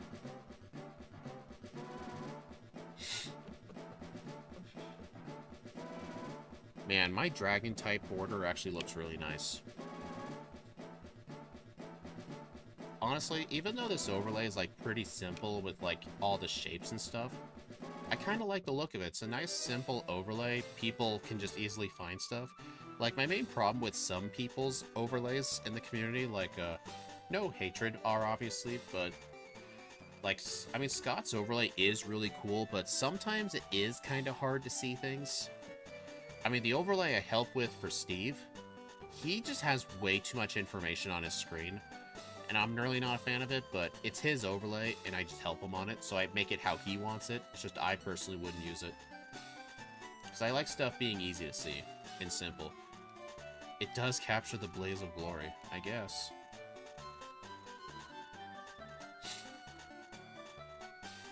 Get that antidote. It's always a good idea to get the antidote. Ooh, I got the lucky Pikachu. That means we're gonna get some good luck coming our way. Can you imagine if that was another Pikachu? Actually, no, I'm wrong. Sub 2-minute Brock is only for red and blue. On instant text speed. For Fire Red and Leaf Green, it's under 3-minute Brocks. So never mind. Under 2 is completely unrealistic, unless I literally got like 0 encounters. Which will never happen. Alright, I'm still not going to do the Light Year Trainer. I'm just going to skip him.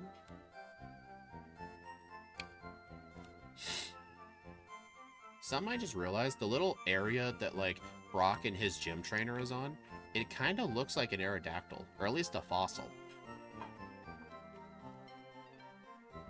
Is there a daily limit to the items in the underground? There is no daily limit. I don't really know about getting them to respawn. What I always did when I was younger playing that game... 3-minute Brock, nice. I would actually just dig back up and go back down and wait a few seconds. That usually works, because I never knew how to get those to respawn. That's why I always say the underground in the remakes was heavily improved. Like, things just became more consistent, and they just added a lot of cool stuff down there.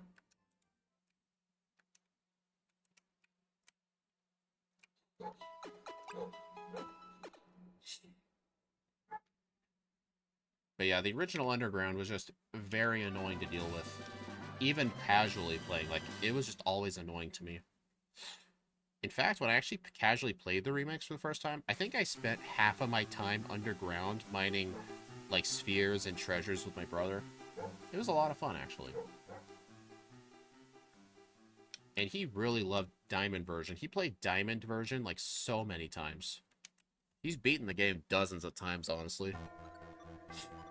He actually never played Platinum. He's only ever played Diamond. I tried going to a few different areas. They only show up in areas I can't go to. Yeah, that's one thing I really hated about the Underground. Like, the stars would spawn nowhere near you. They would just spawn on random places on the map.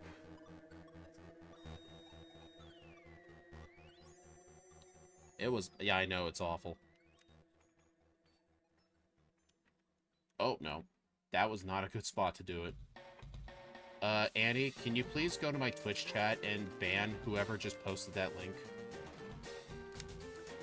Please. Alright, I'm gonna go skip the Bullet CTM.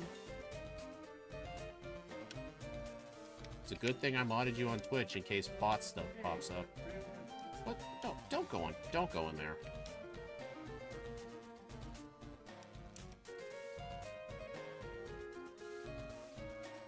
That was pretty close. What the? Oh, I forgot. Delete or ban? Both. Alright, I think I'll just use a... I don't want to risk it. I don't know if Extra Sensory is going to kill it. I would rather not try it. Thank you, Andy. I appreciate that. Because I do not understand what the heck that link even is. estafetaoko.top/hpb1? Like, what even is that? That's gotta be some sort of virus. Or at least, something by the Russian government or something. Like, I wouldn't trust that.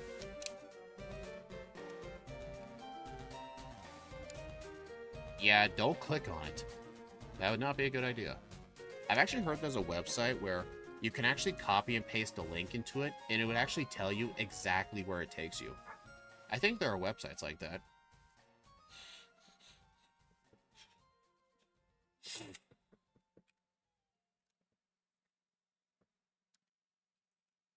Alright. Alright, where is that Great Ball? It's not up there. think it's somewhere. I have no idea where the Great Ball is. I have a problem with remembering to actually get them.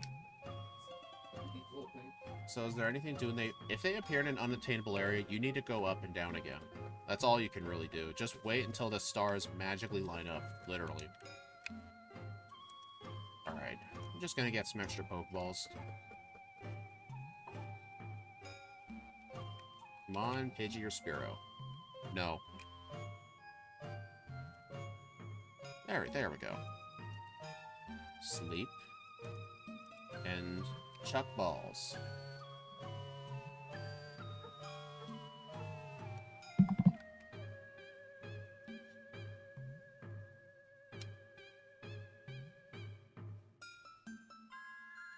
Alright, I'm gonna skip.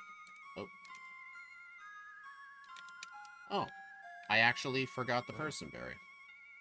Oh well, I don't think I'll need it.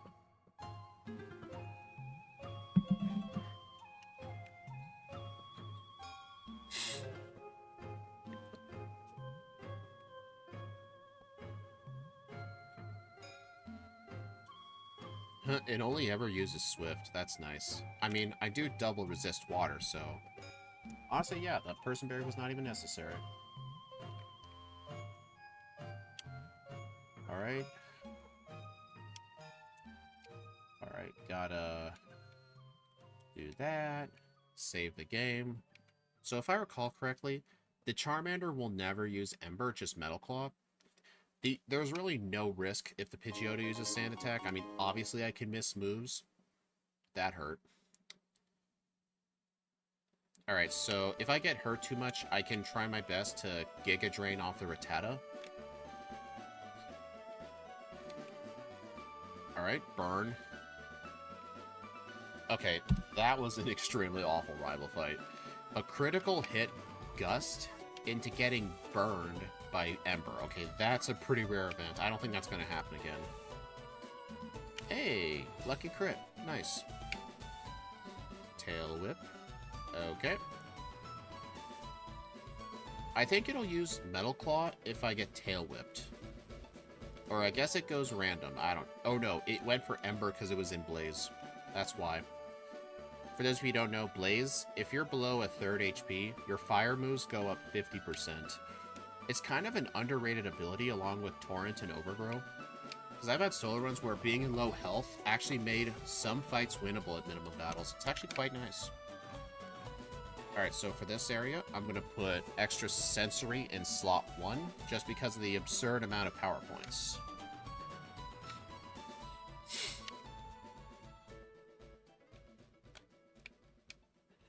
Honestly, I think they just wanted to give them all a consistent ability.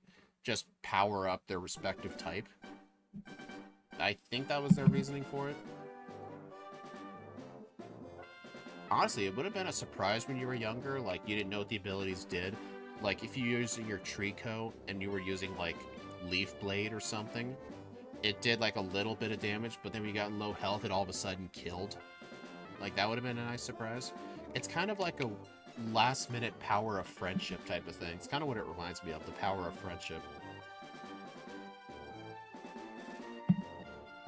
I mean, they're still good abilities. Oh, speaking of good abilities, there's actually this one bad one. You know the Pokemon Azelf? We played it recently. Azelf has a pretty good ability, right? Levitate, being immune from ground moves. Starting Generation 8, Levitate on Azelf actually became bad. Because in Gen 8, I believe, Azelf got access to Expanding Force, which I think it does more damage if you're in Psychic terrain, but if you have Levitate, you're literally unaffected by terrain, so it gets access to Expanding Force, even though it literally cannot benefit from it. But if it didn't have Levitate, it actually could. Which is, I honestly find kind of funny.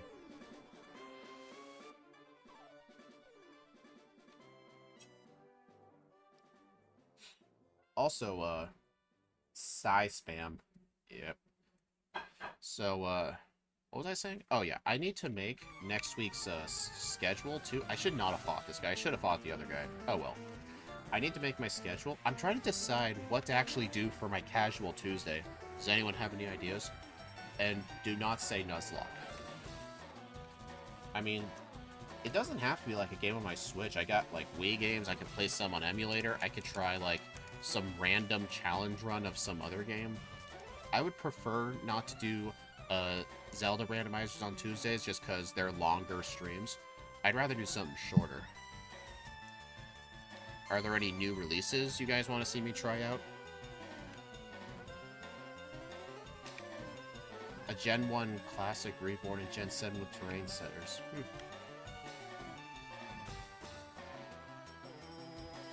Let's see, what are some ideas I had? I actually got the new South Park game. I'm not sure I want to stream that, because I don't know how YouTube handles, like, streaming, like, M-rated games, so I think I should just stick to playing that offline. So I should probably do something no higher than T for teen, just because I'm not sure how YouTube handles it. It'll probably, like, rate your stream as mature audiences only, and then my revenue gets substantially cut. It's best to keep it offline. Probably, yeah. I mean, I'm not really concerned about, like, people are gonna complain about it. I just don't know how YouTube's gonna handle it. That's just my main reason. So I gotta think of something else.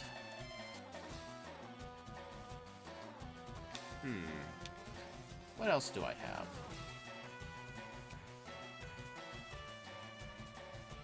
I actually do have some side Pokemon games that I've been meaning to try.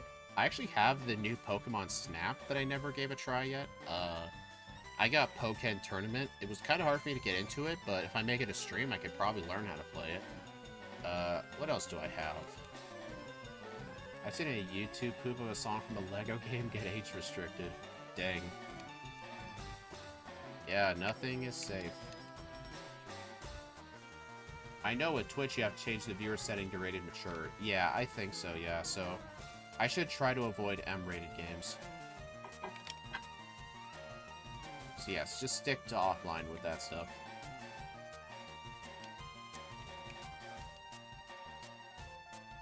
Alright, gotta put that up there.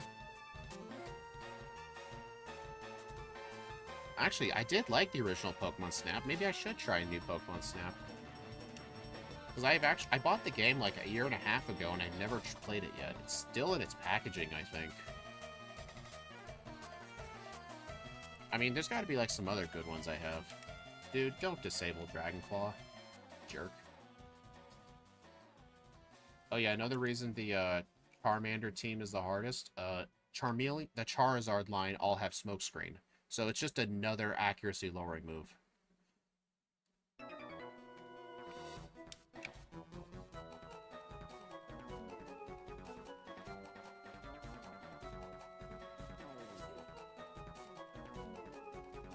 Dude, wrong room. I mean, in terms of, like, the main series Pokemon games, I've already played and mostly completed all of them. I've got no reason to stream them. I know John said as a joke, do a Gen 9 Nuzlocke, and I'm like, no. What do you mean I can't teach Cut to...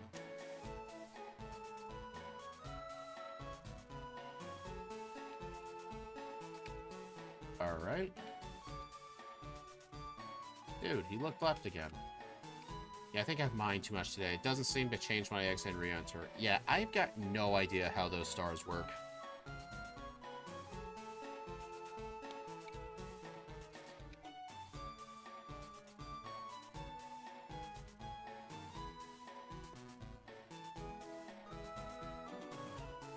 If they don't like you. Probably. That's probably the answer.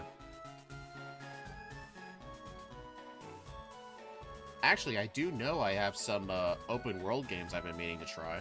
I remember somebody said I should stream Skyrim. I mean, I tried to get into Skyrim. It could be something I like, but it was kind of hard to get into at the start. I mean, I do have Hogwarts Legacy as well. There are some plenty good games I could try. Plus, I don't think Skyrim's rated M. I think it's rated T, so I think it'd be fine.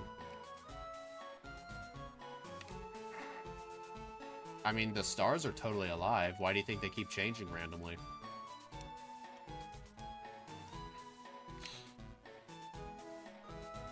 Honestly, I think my toss-up, I either want to try Skyrim or Hogwarts Legacy. One of the two. I mean, the most I've played of Hogwarts Legacy is probably like 5 minutes. And that was on PS5. But I have a version of it on my Switch, because I don't own a PS5. I know my brother does, but it's like a completely different setup. So, like, I can't really move it over here. They stopped changing randomly around the point they only started appearing in the Battle Zone and Full Moon Island zones. Yeah. It was so weird, like, the whole middle section just never seemed to spawn stars for me. I remember my best luck was usually the Heart Dome City part.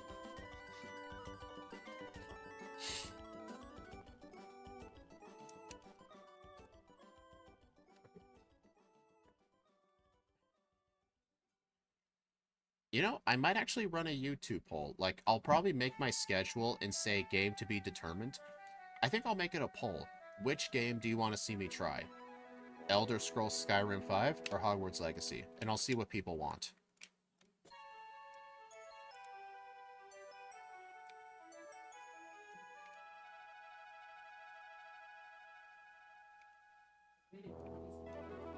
Although these would sometimes change when I scan. Maybe if I can trick my scanning near those areas.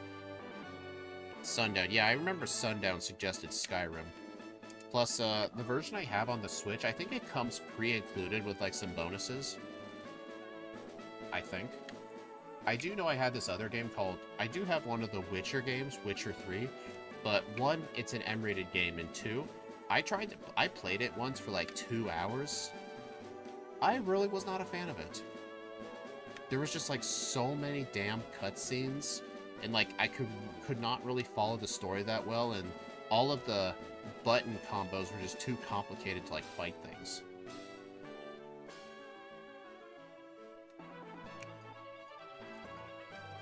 Like, I don't know. I just really couldn't get into it.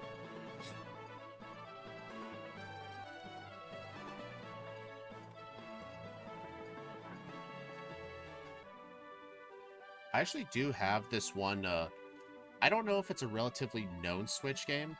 It was some anime-style RPG called Indivisible, which I thought looked pretty cool. I only played it for like an hour, but it did seem okay. I might be willing to, like, play it on stream completely. But I probably won't do that first, just because it is kind of an unknown game. So yeah, I think I'll have my poll just be between those two. But I mean, it doesn't mean I'm going to play them from start to finish, though, over like 5 weeks or something. I'll only decide whether to continue streaming it if I like it. Like, I'll give myself the, like, 3-hour minimum, and if I just don't really want to play it anymore, then I just won't play it anymore. But at least I'll have tried the game, you know? Alright, I'm bag tricking past this guy.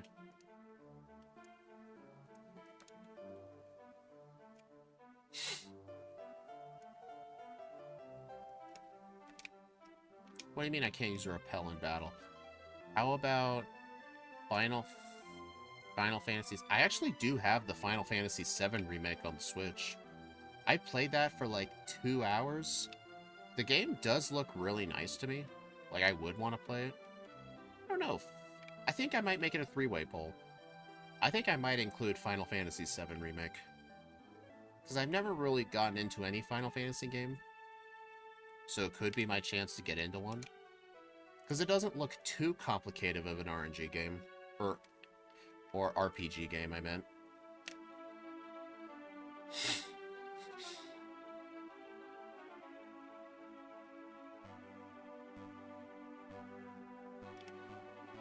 RNG game. Yeah, I'm already playing an RNG game, so...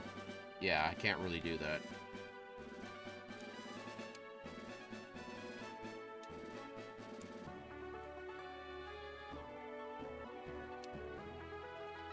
Even got slots.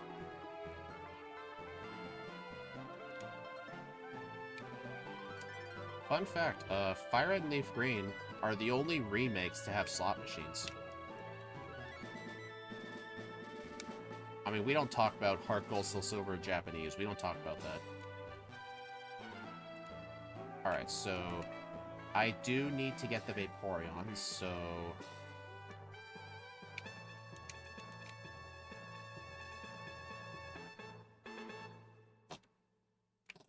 yeah,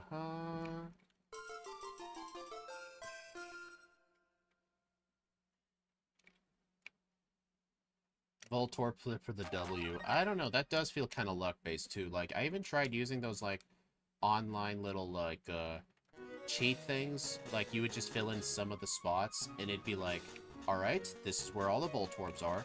But the further you get in the game, it's like, it can't even predict it. It would say, can you flip this over for me? There is a 30% chance it's a Voltorb. I've had those websites actually cheat me before. I mean, it doesn't scam you, yeah. You just have to... It's kind of the definition of you have to know when to stop playing. Because if you just keep playing too much, then you'll start to lose all your earnings.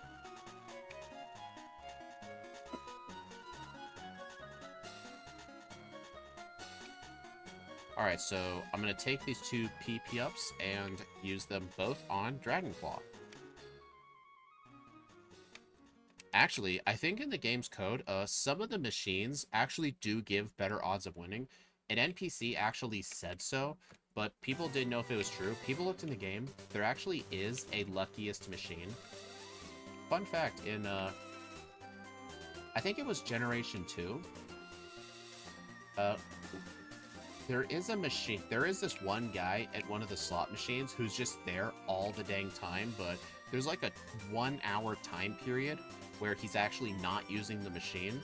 And if you use the machine, that machine actually does have the highest odds in the whole game corner.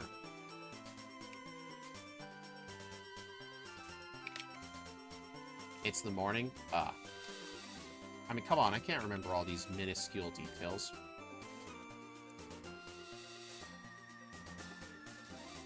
Alright, got to get the calcium.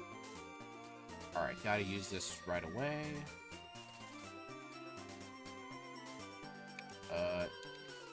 Dragonclaw, Waterstone. Now that is some good menuing.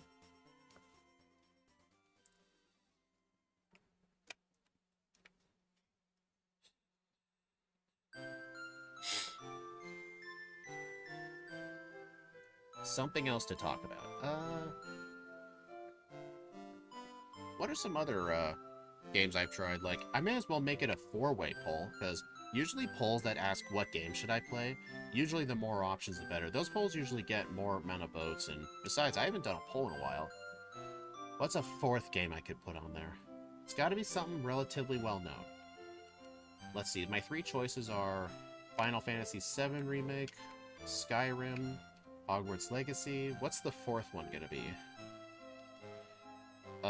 I want them to all be similar. I'm not going to put new Pokemon Snap at the end of it. Like, there needs to be something similar. Fable? I don't own a copy of Fable. Golden Sun? Not that game either. I'll have to see what I have.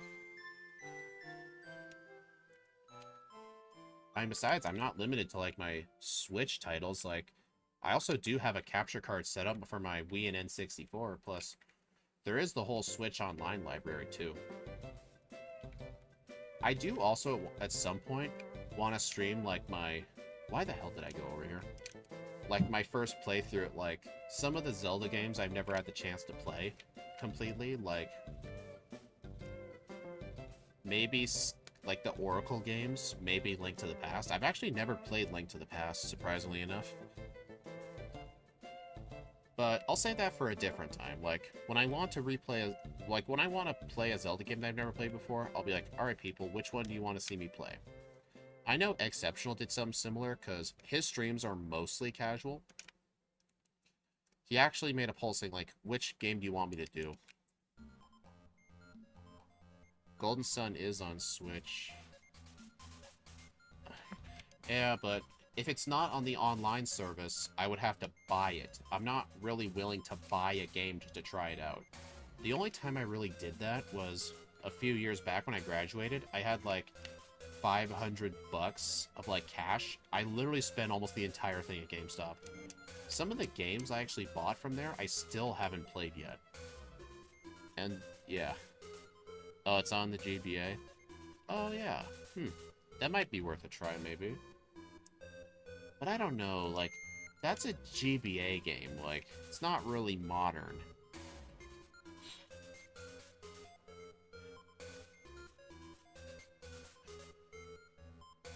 I might save it for, like, a stream where I, like, look at the online, like, GBA games, and then just try out a bunch of different ones and see what I like. I actually did hear they just ported Four Swords Adventure. That might be worth playing at some point.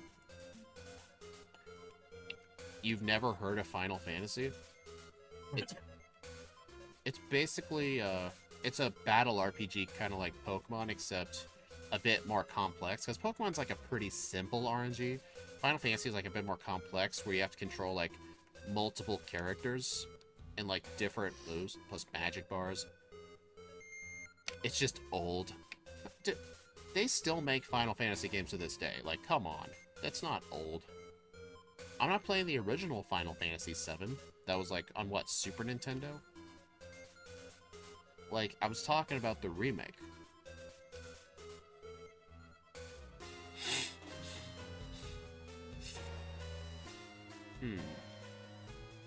Funnily enough, I actually did purchase a Avatar: The Last Airbender game, a new one that came out like on Switch and I think PlayStation. Don't play it. The game absolutely sucks. I was playing it casually on the PlayStation 5, and we casually ended up soft-locking the game because of the two-player mode. Like, the game's just absolutely horrible. Don't play it. It's awful.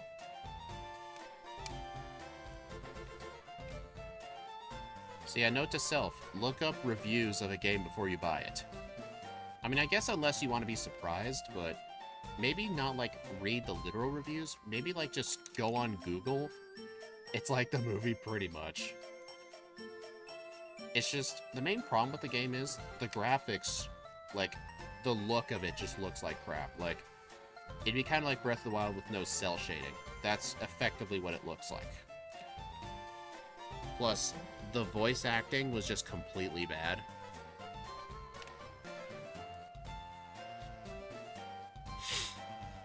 Plus, the whole game was just a bunch of puzzle solving. Well, I played some Avatar games on like the DS and Game Boy in Advance in the past. I mean, they were all kind of puzzle solving too, so I don't really give them crap for that. It's mainly the bad graphics and the bad voice acting, and the really bad gameplay. Like, I could have swore there was like a half-second of input delay. I actually thought it was the PS5 controller being wireless, but I think if I tried it on a Switch right now, it would still be bad. I actually bought it. I actually got it on Switch, but then I realized it was on PlayStation for cheaper, so I got it too. I kind of regret buying that game, honestly.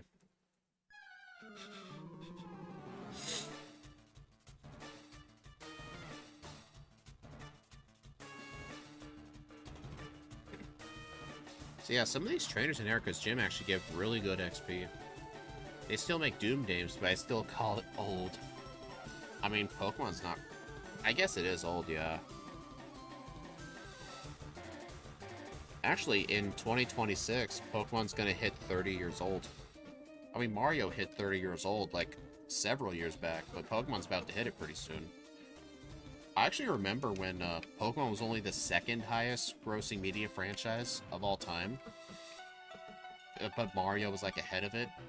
But, like, Pokemon just completely surpassed everything. It's now #1. Pokemon is old. Skeletor might not be, but Pokemon is old. Yeah, I get that, yeah. Alright, Erica. 3-minute faster split, despite all the training I had to do. Alright, so... next, I need... oh. I need to go to Cycling Road, right?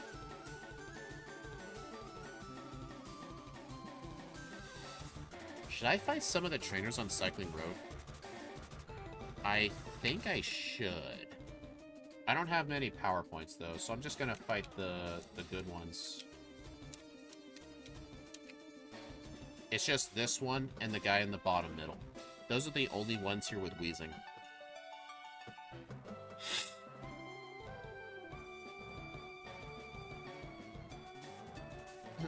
Fire Blast is Steel type. It could certainly try.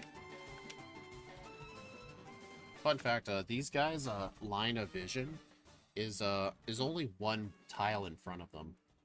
So it's actually kind of easy to go past these guys.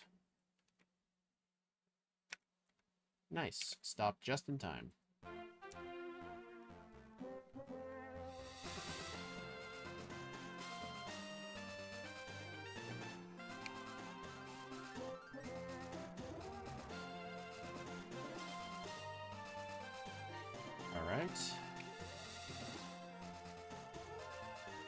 Alright, I need to get...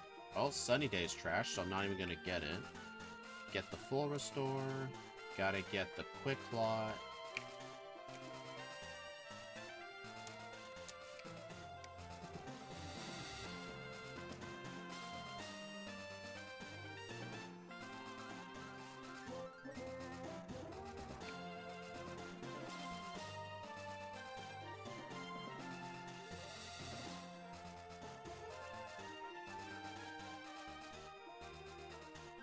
Alright, heal at the center, and fight everybody in Koga's gym.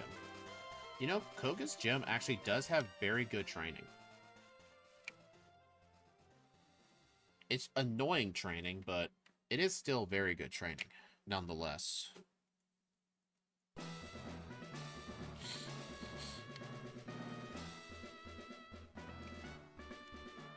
Alright, and then after Koga... Question. Should I go to Cinnabar Island, do Blaine's trainers, and then Blaine? Or should I go to Saffron, do the Sylph trainers, do the fighting dojo, then do Blaine? Because, I mean, Blaine was still kind of bad. I still needed a Quick Claw on one of them, Rapidash or Arcanine, so I think I should do Sylph training and fighting dojo, then leave. That is kind of slow, but I feel like that's the best course of action.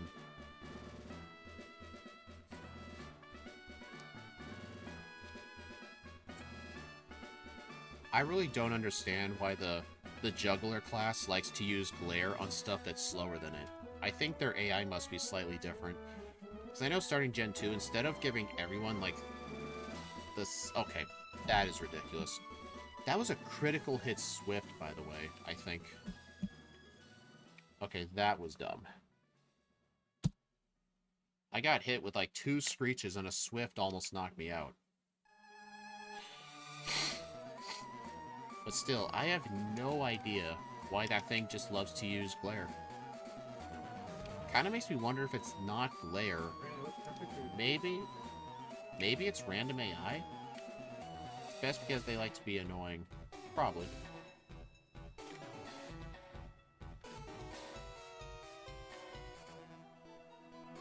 Alright, gotta go fight this guy too. He starts with a Sand Slash and ends it with an Arbok.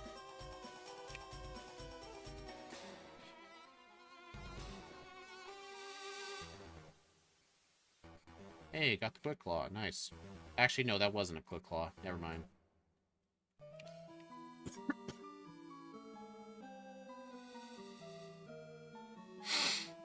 It's kind of interesting, like, not really teaching moves.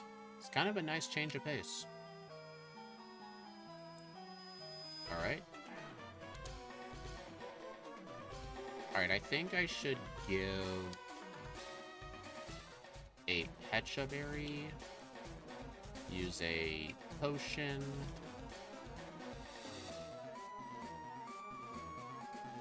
So yeah, I am going to lose time on this Gym 5 split, but that was because I did Erica as the 5th gym last time. Alright, Alright, so I do need to use Sleep Powder on the Muck. Oh! The Modest Nature actually did let me 2-shot it, so yeah, the Sleep Powder was not necessary.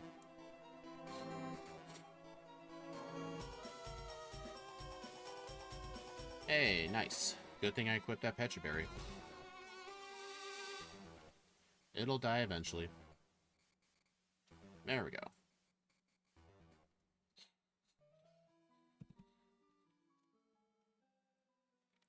Alright, so since I have to come back for the boulder candy, I'm not going to get strength right away. I'm just going to go straight to Sylph. Well, I'm going to do fighting. Actually, I might do fighting dojo first and then Blaine. Because I really do not want to enter Sylph unless I'm going to full clear it. Plus, with the modest nature, who knows, like, I could end up doing the same amount of damage at, like, 3 lower levels. Maybe. Well, as long as I outspeed the Growlithe and Ponyta, I think they were both under, like, 70 speed, I'd say. I think the Ponyta might have been in the 70s. Actually, no, I don't think it was in the 70s.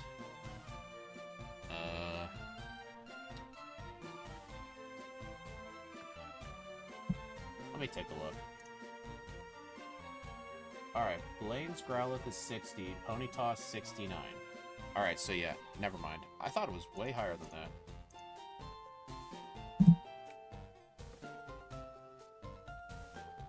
So yeah, as long as I outspeed the first two, I'll be fine. Nice, but not really. I know what you mean, yeah.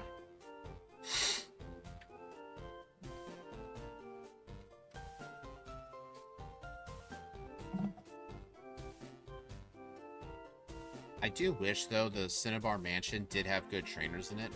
Fortunately, they really don't.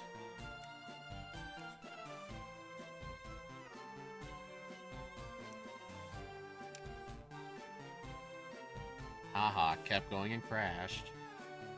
I remember when Steve did Hitmontop and Crystal, he had High Jump Kick as his egg move. He was trying to do training with it. He would miss and would deal like half of his HP in recoil. Because how High Jump Kick works... how it basically works is, it takes half of the damage of what you were going to do, and it does that in recoil.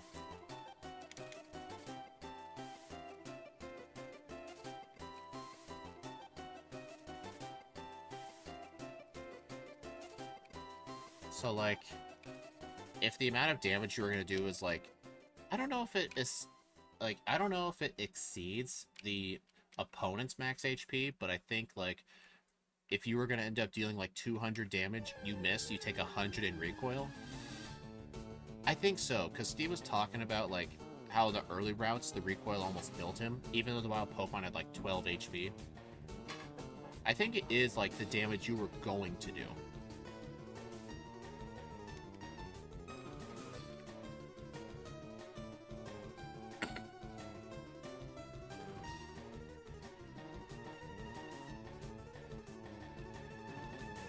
Alright, I still need to get all of the rare candies that are not Sevi Islands candies, so gotta get them all.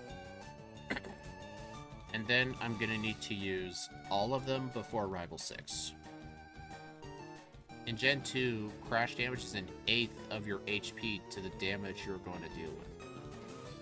So it's an eighth of the damage you're going to do, it's not half. I'm pretty sure it's half.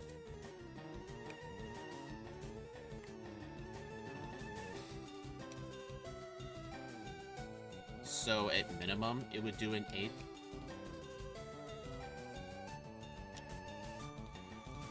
Alright, don't need Solar Beam.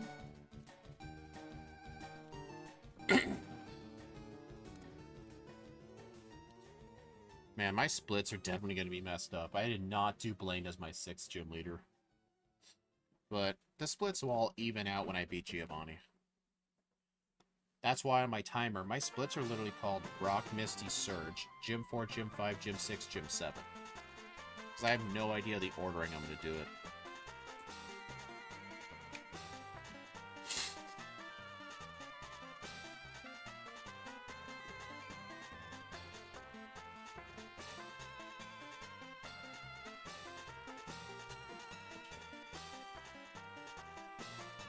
Hey, Axu, you missed the first run. I honestly kind of needed you, man. Like, I kept forgetting so many things. But you definitely missed a lot of pain and struggle. Like, the League wasn't as bad as I thought, but Rival 5 and Rival 6 were definitely bad. Like, Rival 5 is so bad, even though I'm part grass, it's actually easier for me to do Blame before Rival 5. That's how bad things are right now. Alright, gotta use Max Ether. Yeah, so I fought all the trainers in Koga's gym, all of them in Erika's gym. I did the fighting dojo, and then I flew straight to Cinnabar. And now I'm going to do all these trainers, and then all of the good trainers in Sylph. But yeah, they are really annoying. In the first run, I ended up going with a really terrible nature too. I went with Lonely plus attack minus defense, because our special attack is still good, but I ended up using no physical moves a single time. And the bad defense nature definitely made things a lot worse. So this time I'm using Modest, which is plus special attack minus attack. Yeah, I realized that the hard way. I thought I would have been using more physical moves.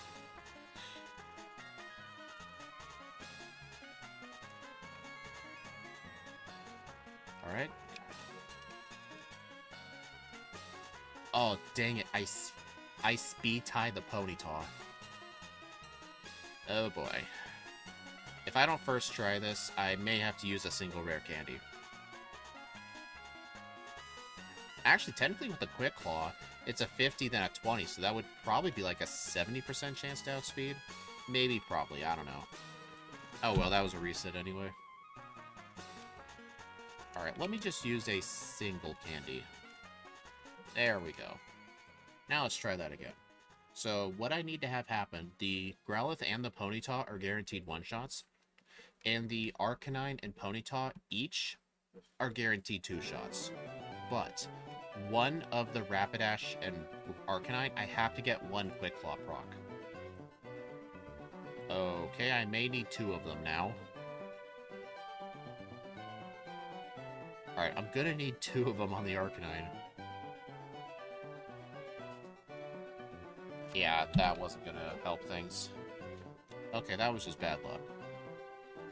But yeah, honestly, Axew, with the exception of Alolan Raticate, the Alolan forms really have not performed that good. I don't know if it was because we just chose some bad ones, but the ones we did play just weren't good. Actually, maybe the Quick Claw proc may not be needed? Actually, I think for the Arcanine...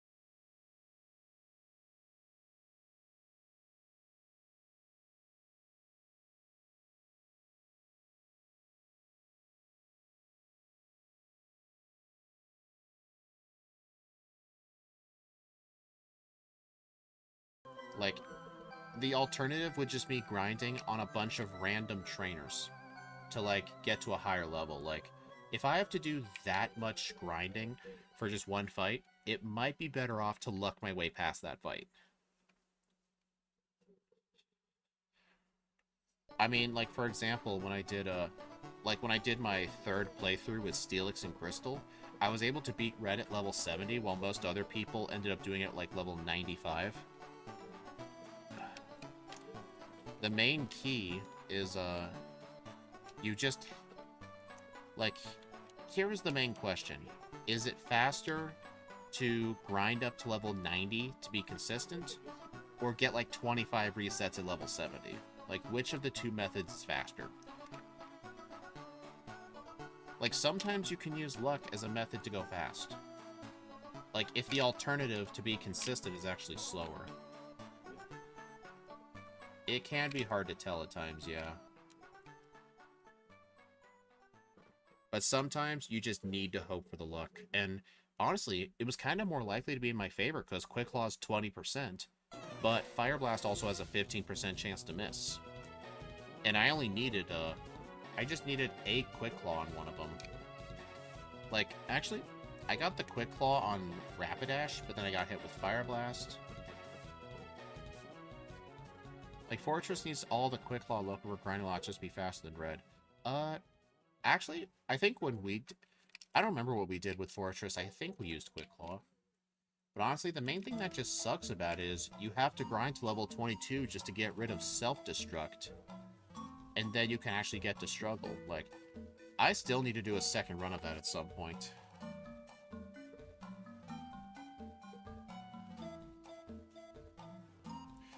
Fire Blast feels less accurate than Thunder. Feels that way sometimes.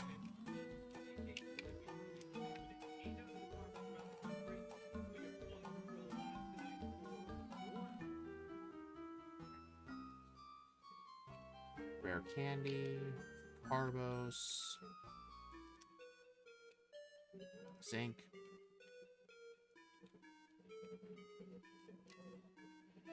Alright, the Pidgeot's 76 speed, I think. I don't think it implies my badge boost in the overworld. Maybe it does, I don't remember. You gave it Battle Armor. I didn't want to give it Thick Fast, since that would be redundant with its Zen mode form. Oh, you're making it Zen mode. Nice. Wait, oh, I could have swore it said 76.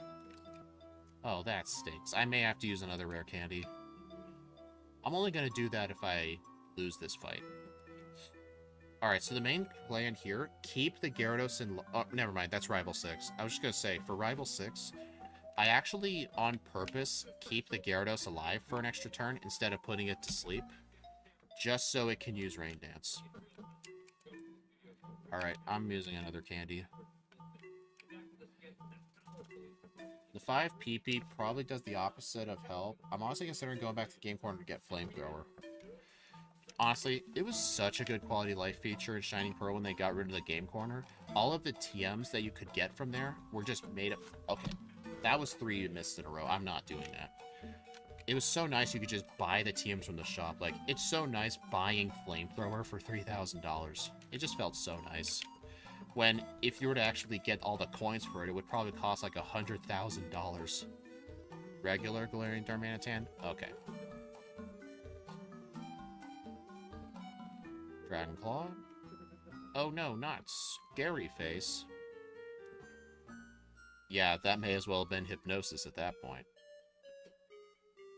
Alright, I'm not too worried here, because the Alakazam's only attack move is Future Sight. That is really not worth worrying about.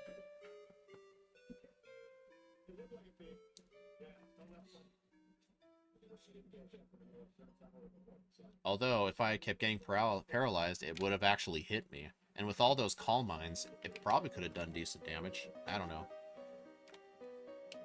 Alright, gotta use the full restore. Oh. Alright, good thing I got paralyzed heals.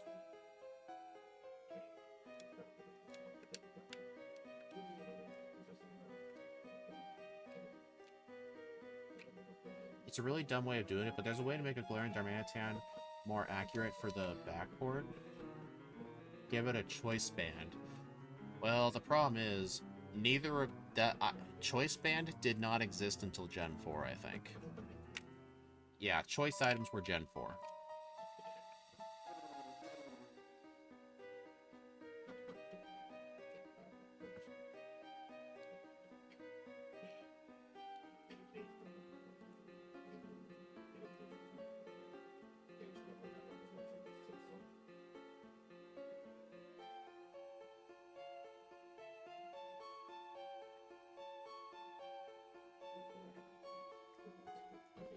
Wait, Choice Band is in Gen 3? Really? It's the Scarf and Specs that's Gen 4? Okay, that is some inconsistent garbage. Like, what the heck?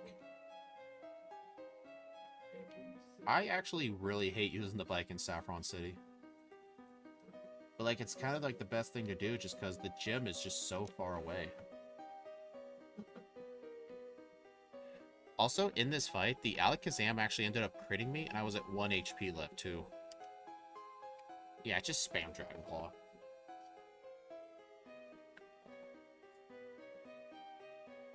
I could have extrasensoried that, but oh well. Look, Mr. Mime actually getting hit with the dragon move. But either way, double choice band with the item and ability 8 happening. Yeah, I don't think so. Where do you get a choice band in Gen 3, by the way?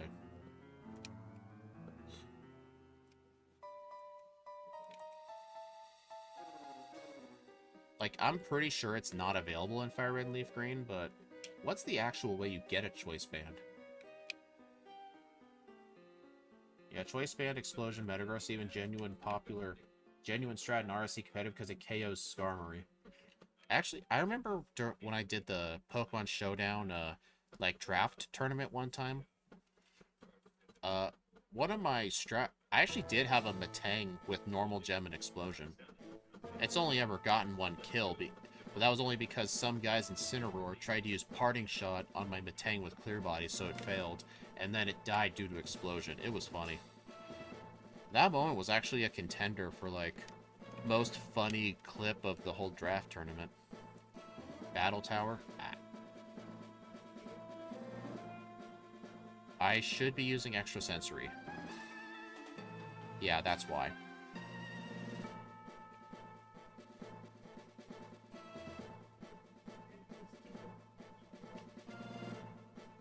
Hello, Roseblade Gaming.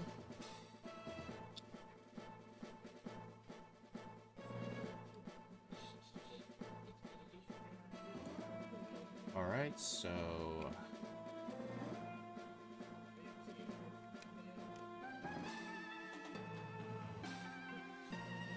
honestly, I'm gonna end up getting a pretty decently good split time at Giovanni. So as soon as I beat Giovanni, I can tell you guys how ahead I actually am. But yeah, Dragon Claw is just a replacement to Alolan Eggy's signature move, Dragon Hammer. Makes sense. What was the egg move you went with, too? Did you ever go with an egg move? You should play Earthbound on stream? I don't know, maybe.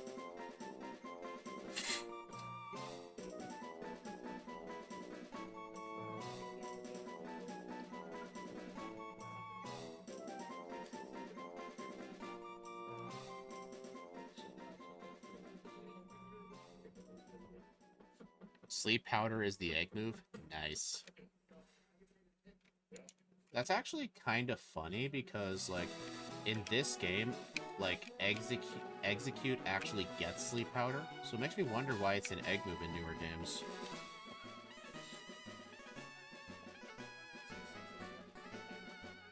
I mean, I guess if I can't think of a fourth option for the poll, I might just put Earthbound on there.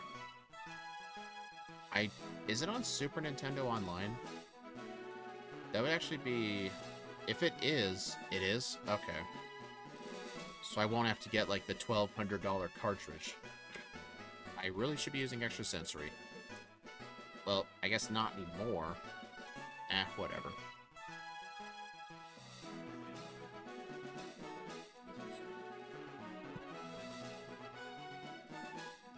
Alright, so I am 9 minutes ahead of my last run. That's good.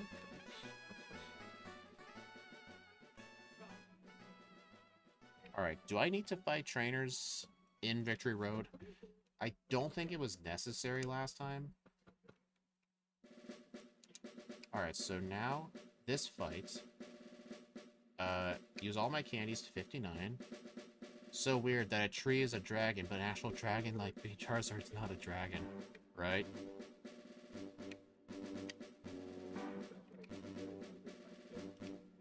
Yeah, I should have talked Calm Mind for Rival 6, but...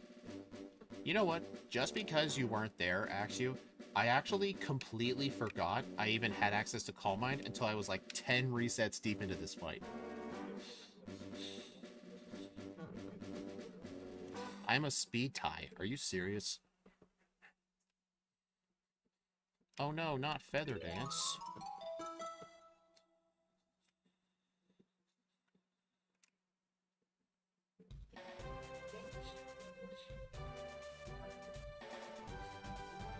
Darn.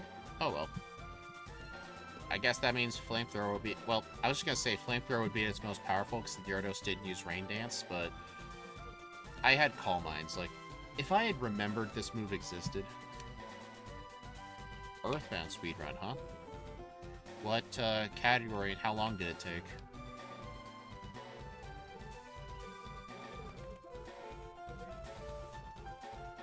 Alright, so... Yep, there is... Yeah, the Dugong only has 93 speed, so there's no reason to fight any trainers in the league. Extra Sensory isn't really going to be that useful.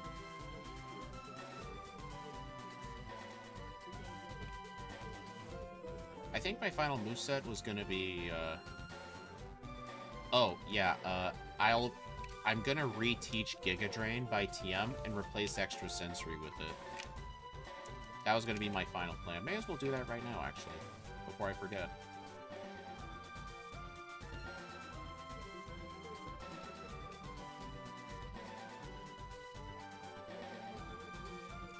I forgot Strength. That is embarrassing.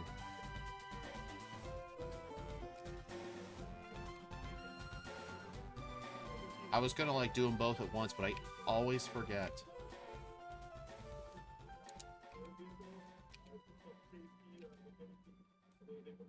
Any percent no RNG manipulation, 834. Dang. Like, what's a normally good time? Like, what's the record for it? 330? Ah.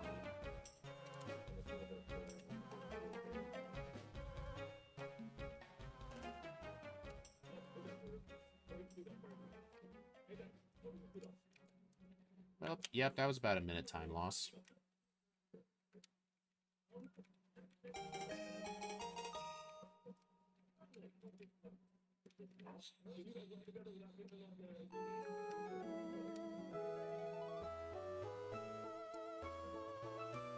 Alright, don't need the rare candy over there. I mean, damage rounding thresholds don't really matter if you're relying on Calm Mind. It just would have been so good if I could get Calm Mind earlier, but since Exeggutor here struggled with Rival 5 so bad, I wasn't able to use Calm Mind until much later in the run. But if I didn't have such a hard time against Pidgeots, I actually could have gotten it earlier.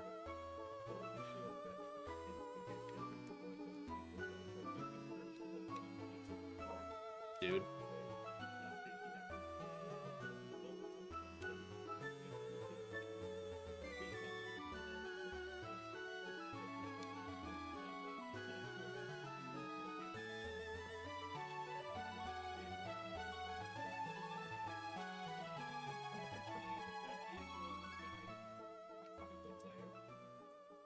Alright, so the plan... Alright, I do need the Lumberry. The Lumberry is going to be my held item for Agatha. And since I'm not using substitute strats, there's no reason to deposit. Yeah, I went +2 last time, but... Yeah, I went with +2. Yeah. Well, I saved 3.5 minutes this split because I didn't do any of the trainers, so... I mean, that was an easy time save. Alright, so, honestly, with my higher nature, special attack nature, I think all I need... Oh, no, I do need 2. Honestly, the safeguard doesn't matter. I'm not going to be putting much anything else to sleep.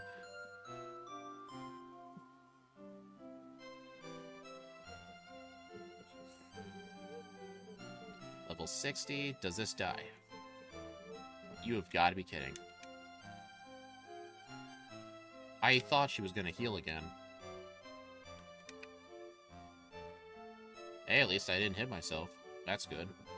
Uh-oh. Alright. It might have been worth using a Chesto Berry for this fight, just in case of Jinx, but... oh well. Never got punished. Alright. Dude.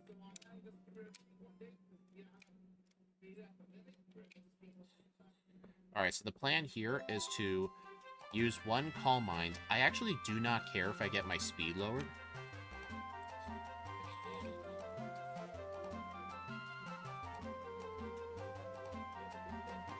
Agatha is a +2, yes. Lance, I actually go +3. Just because his Aerodactyl actually does hurt.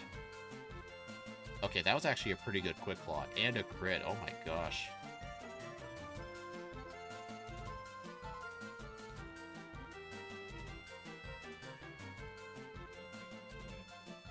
Yeah, so the plan here, I forgot to equip the Lumberry.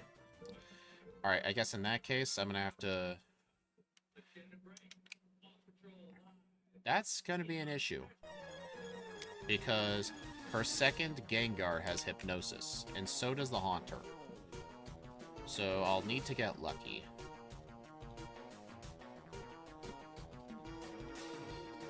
Who knows, I might just get Quick Claw procs, so... alright, at least the Arbok didn't use Sledge Bomb this time. Alright, missed Hypnosis. Good. Quick Claw proc. Alright, I did get put to sleep, but I woke up right away. Thankfully to the early bird ability, so that was actually quite useful.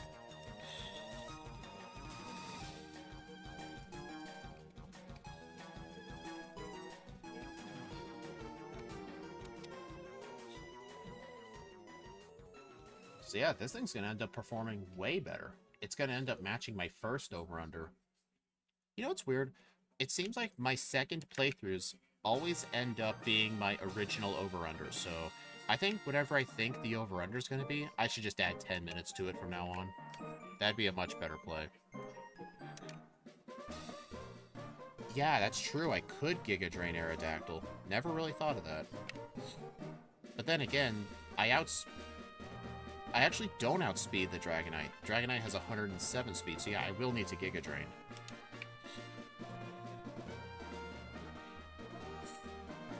I actually have less speed EVs going into this fight. Ow. I mean, Dragonite does have one of the highest attack stats in the game, but still, that hurt.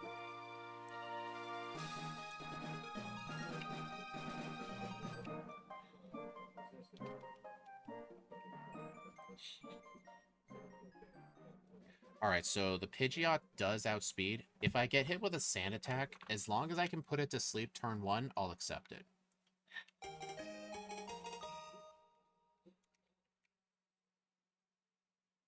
Alright, the plan is just 2 Calm Minds.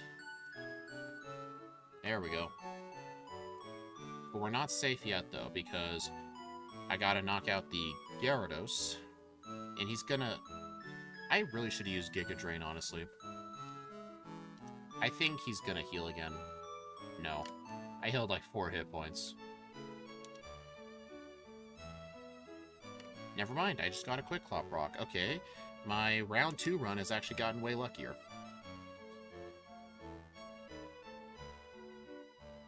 Alright, I outspeed this thing.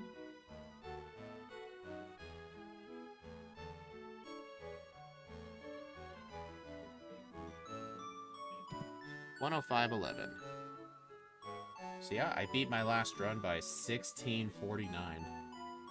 Yeah, the first run was quite horrible. So yeah, whatever I think my over-under should be for run 1, I need to just add 10 minutes to Firered. I mean, it feels like for Red and Blue, I always underestimate, but for Firered, I always overestimate.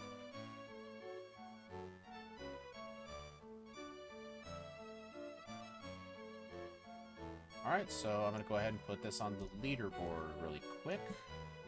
Hey, this will be Firered run number 30. Man, how the time flies.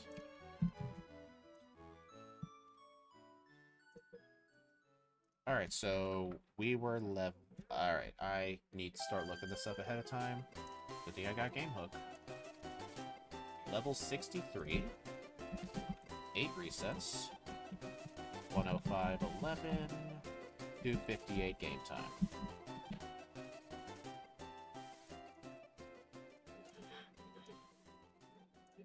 Data, sort range, advance by gameplay. Alright, so there are my splits right there. I lost a minute here because in the last run I did Koga 4th and Erika 5th, but in this run I did Erika then Koga, so that's kind of artificial time loss there. Alright, so where is Alolan Exeggutor? Not the top 10. In the top 20, though. It was slightly slower than Chi-Yu. It did better, barely better than it was 3 seconds faster than Alolan Muck, who we just did last week. Okay, that is nuts. But honestly, of the two, I feel like Alolan Muck actually played better, but Alolan Exeggutor had more resets, so it looks like Alolan Exeggutor did have to go for a more risky approach because of Sleep Powder. Getting one of you with extremely good luck? Probably, yeah. So, yeah, thank you all for stopping by, everyone. I do appreciate it. The next stream will be on Monday, I believe. It will be a, backport, I think. I'll have to make the schedule to know for sure, but yeah, keep an eye out for that schedule, and I will see you all next time. Bye.